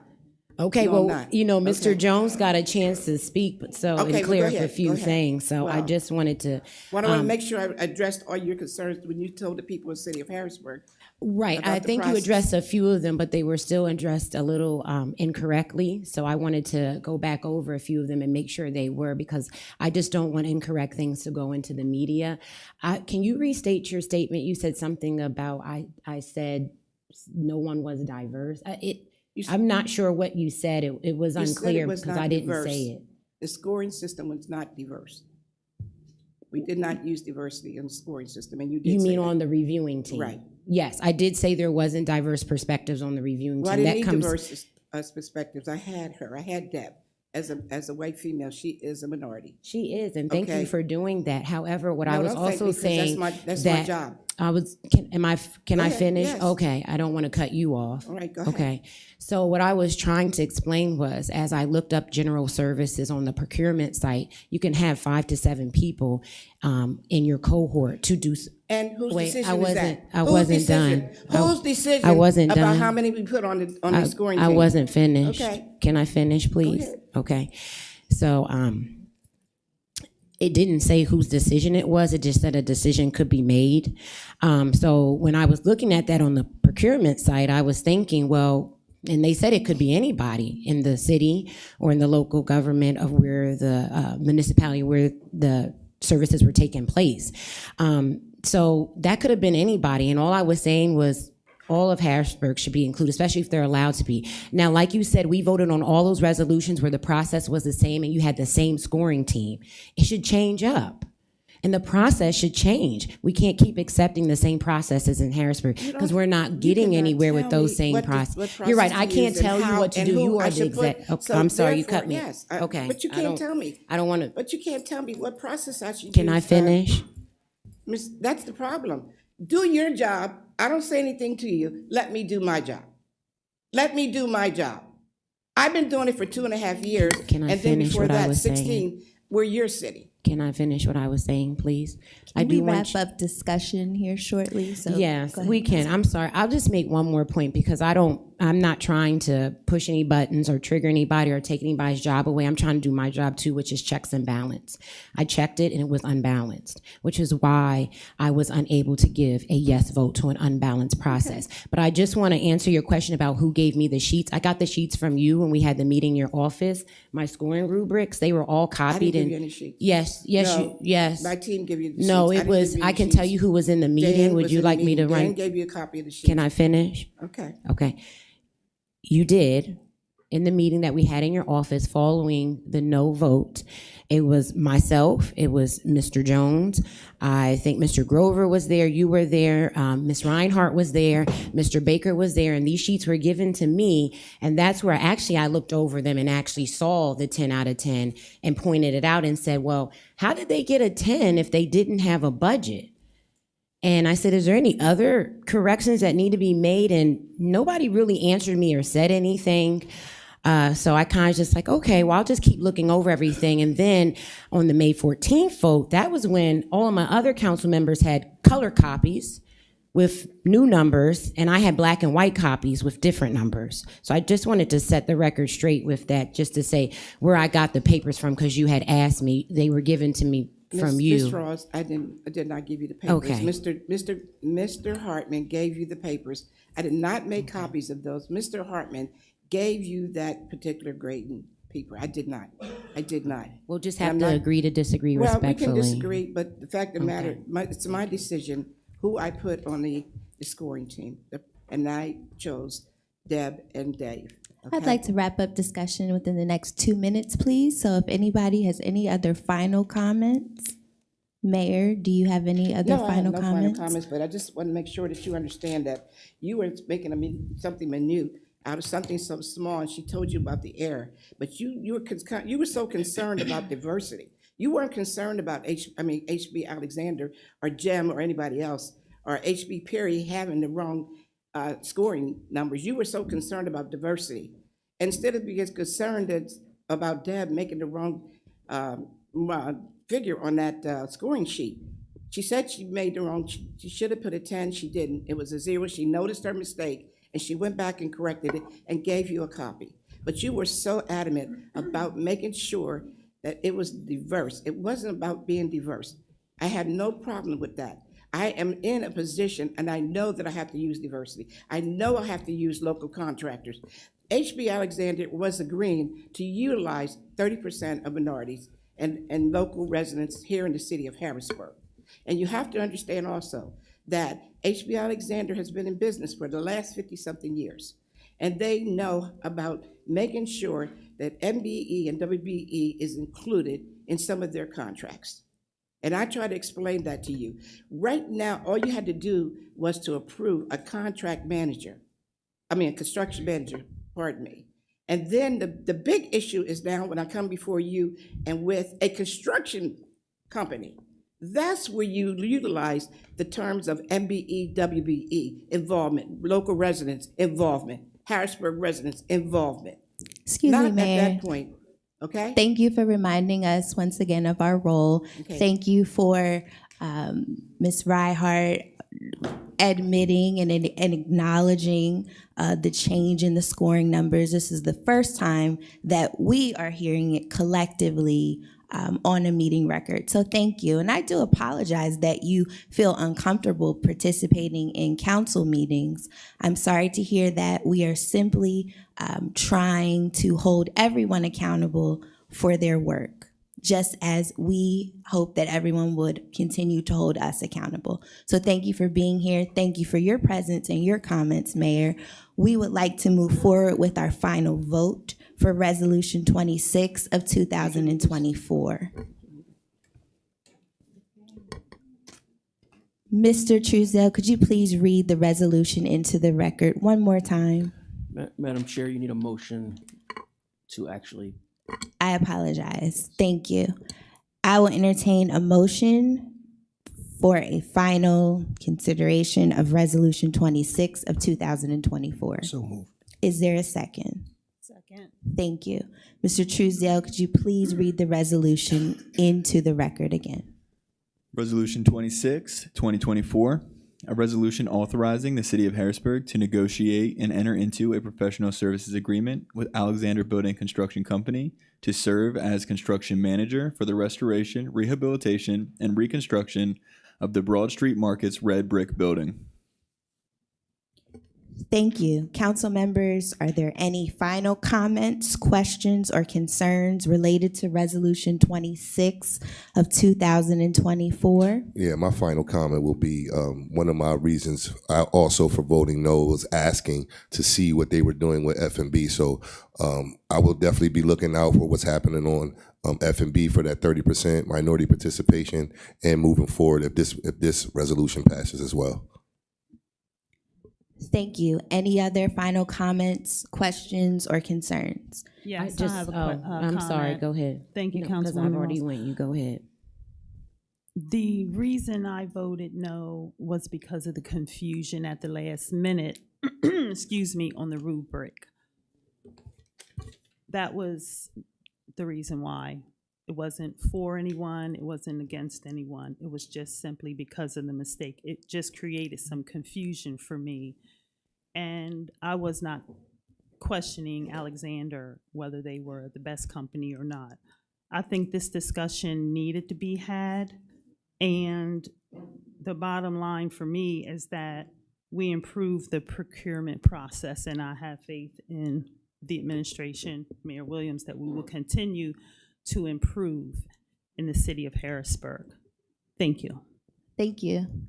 I don't think anything's going to change. She said nothing's going to change. Any other comments? I have one just very quickly. Councilwoman Ross. Thank you. I just want to remind everyone, my no vote, once again, is not because Alexander is not a responsible company. It is because of the flawed process that took place in which they were picked. It was unfair to all four companies, and it's unfair to us as Harrisburg residents that that's the type of process we are given and told to just take it. So I want everyone to understand. Thank you. Mr. Truesdale, could you please call the vote? Ms. Daniels, Yes. Ms. Davis, Yes. Ms. Green, Still a yes. Mr. Jones, Nay. Ms. Rolls, No. Mr. Rodriguez, Yes. Ms. Bowers. Still a no. Thank you. Resolution 26, 2024 passes by a vote of 4-3.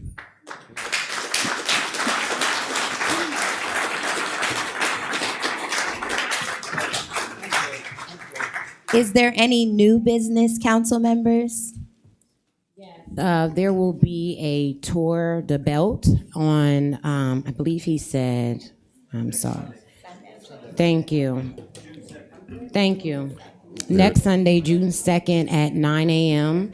Oh, sorry, I want to make sure everybody can hear me. This is important Harrisburg business as well. They ain't worried about that. The Tour de Belt is happening in Harrisburg. It's very important. Next Sunday, June 2nd at 9 a.m. It is an important event for Harrisburg, and I hope we all show up just like we did tonight. Thank you. I had some new Thank you. business as well. Councilman Jones? There will be a gun violence, anti-gun violence symposium being held at Harrisburg University on June 20th from 12 to 4 p.m. Free registration and free to enter. I hope you come out and support that cause as well. Thank you. Any other new business? Okay. Seeing and hearing none, the time is 8:55 p.m. I will entertain a motion to adjourn. No move. Is there a second? Second. Thank you. We stand adjourned. So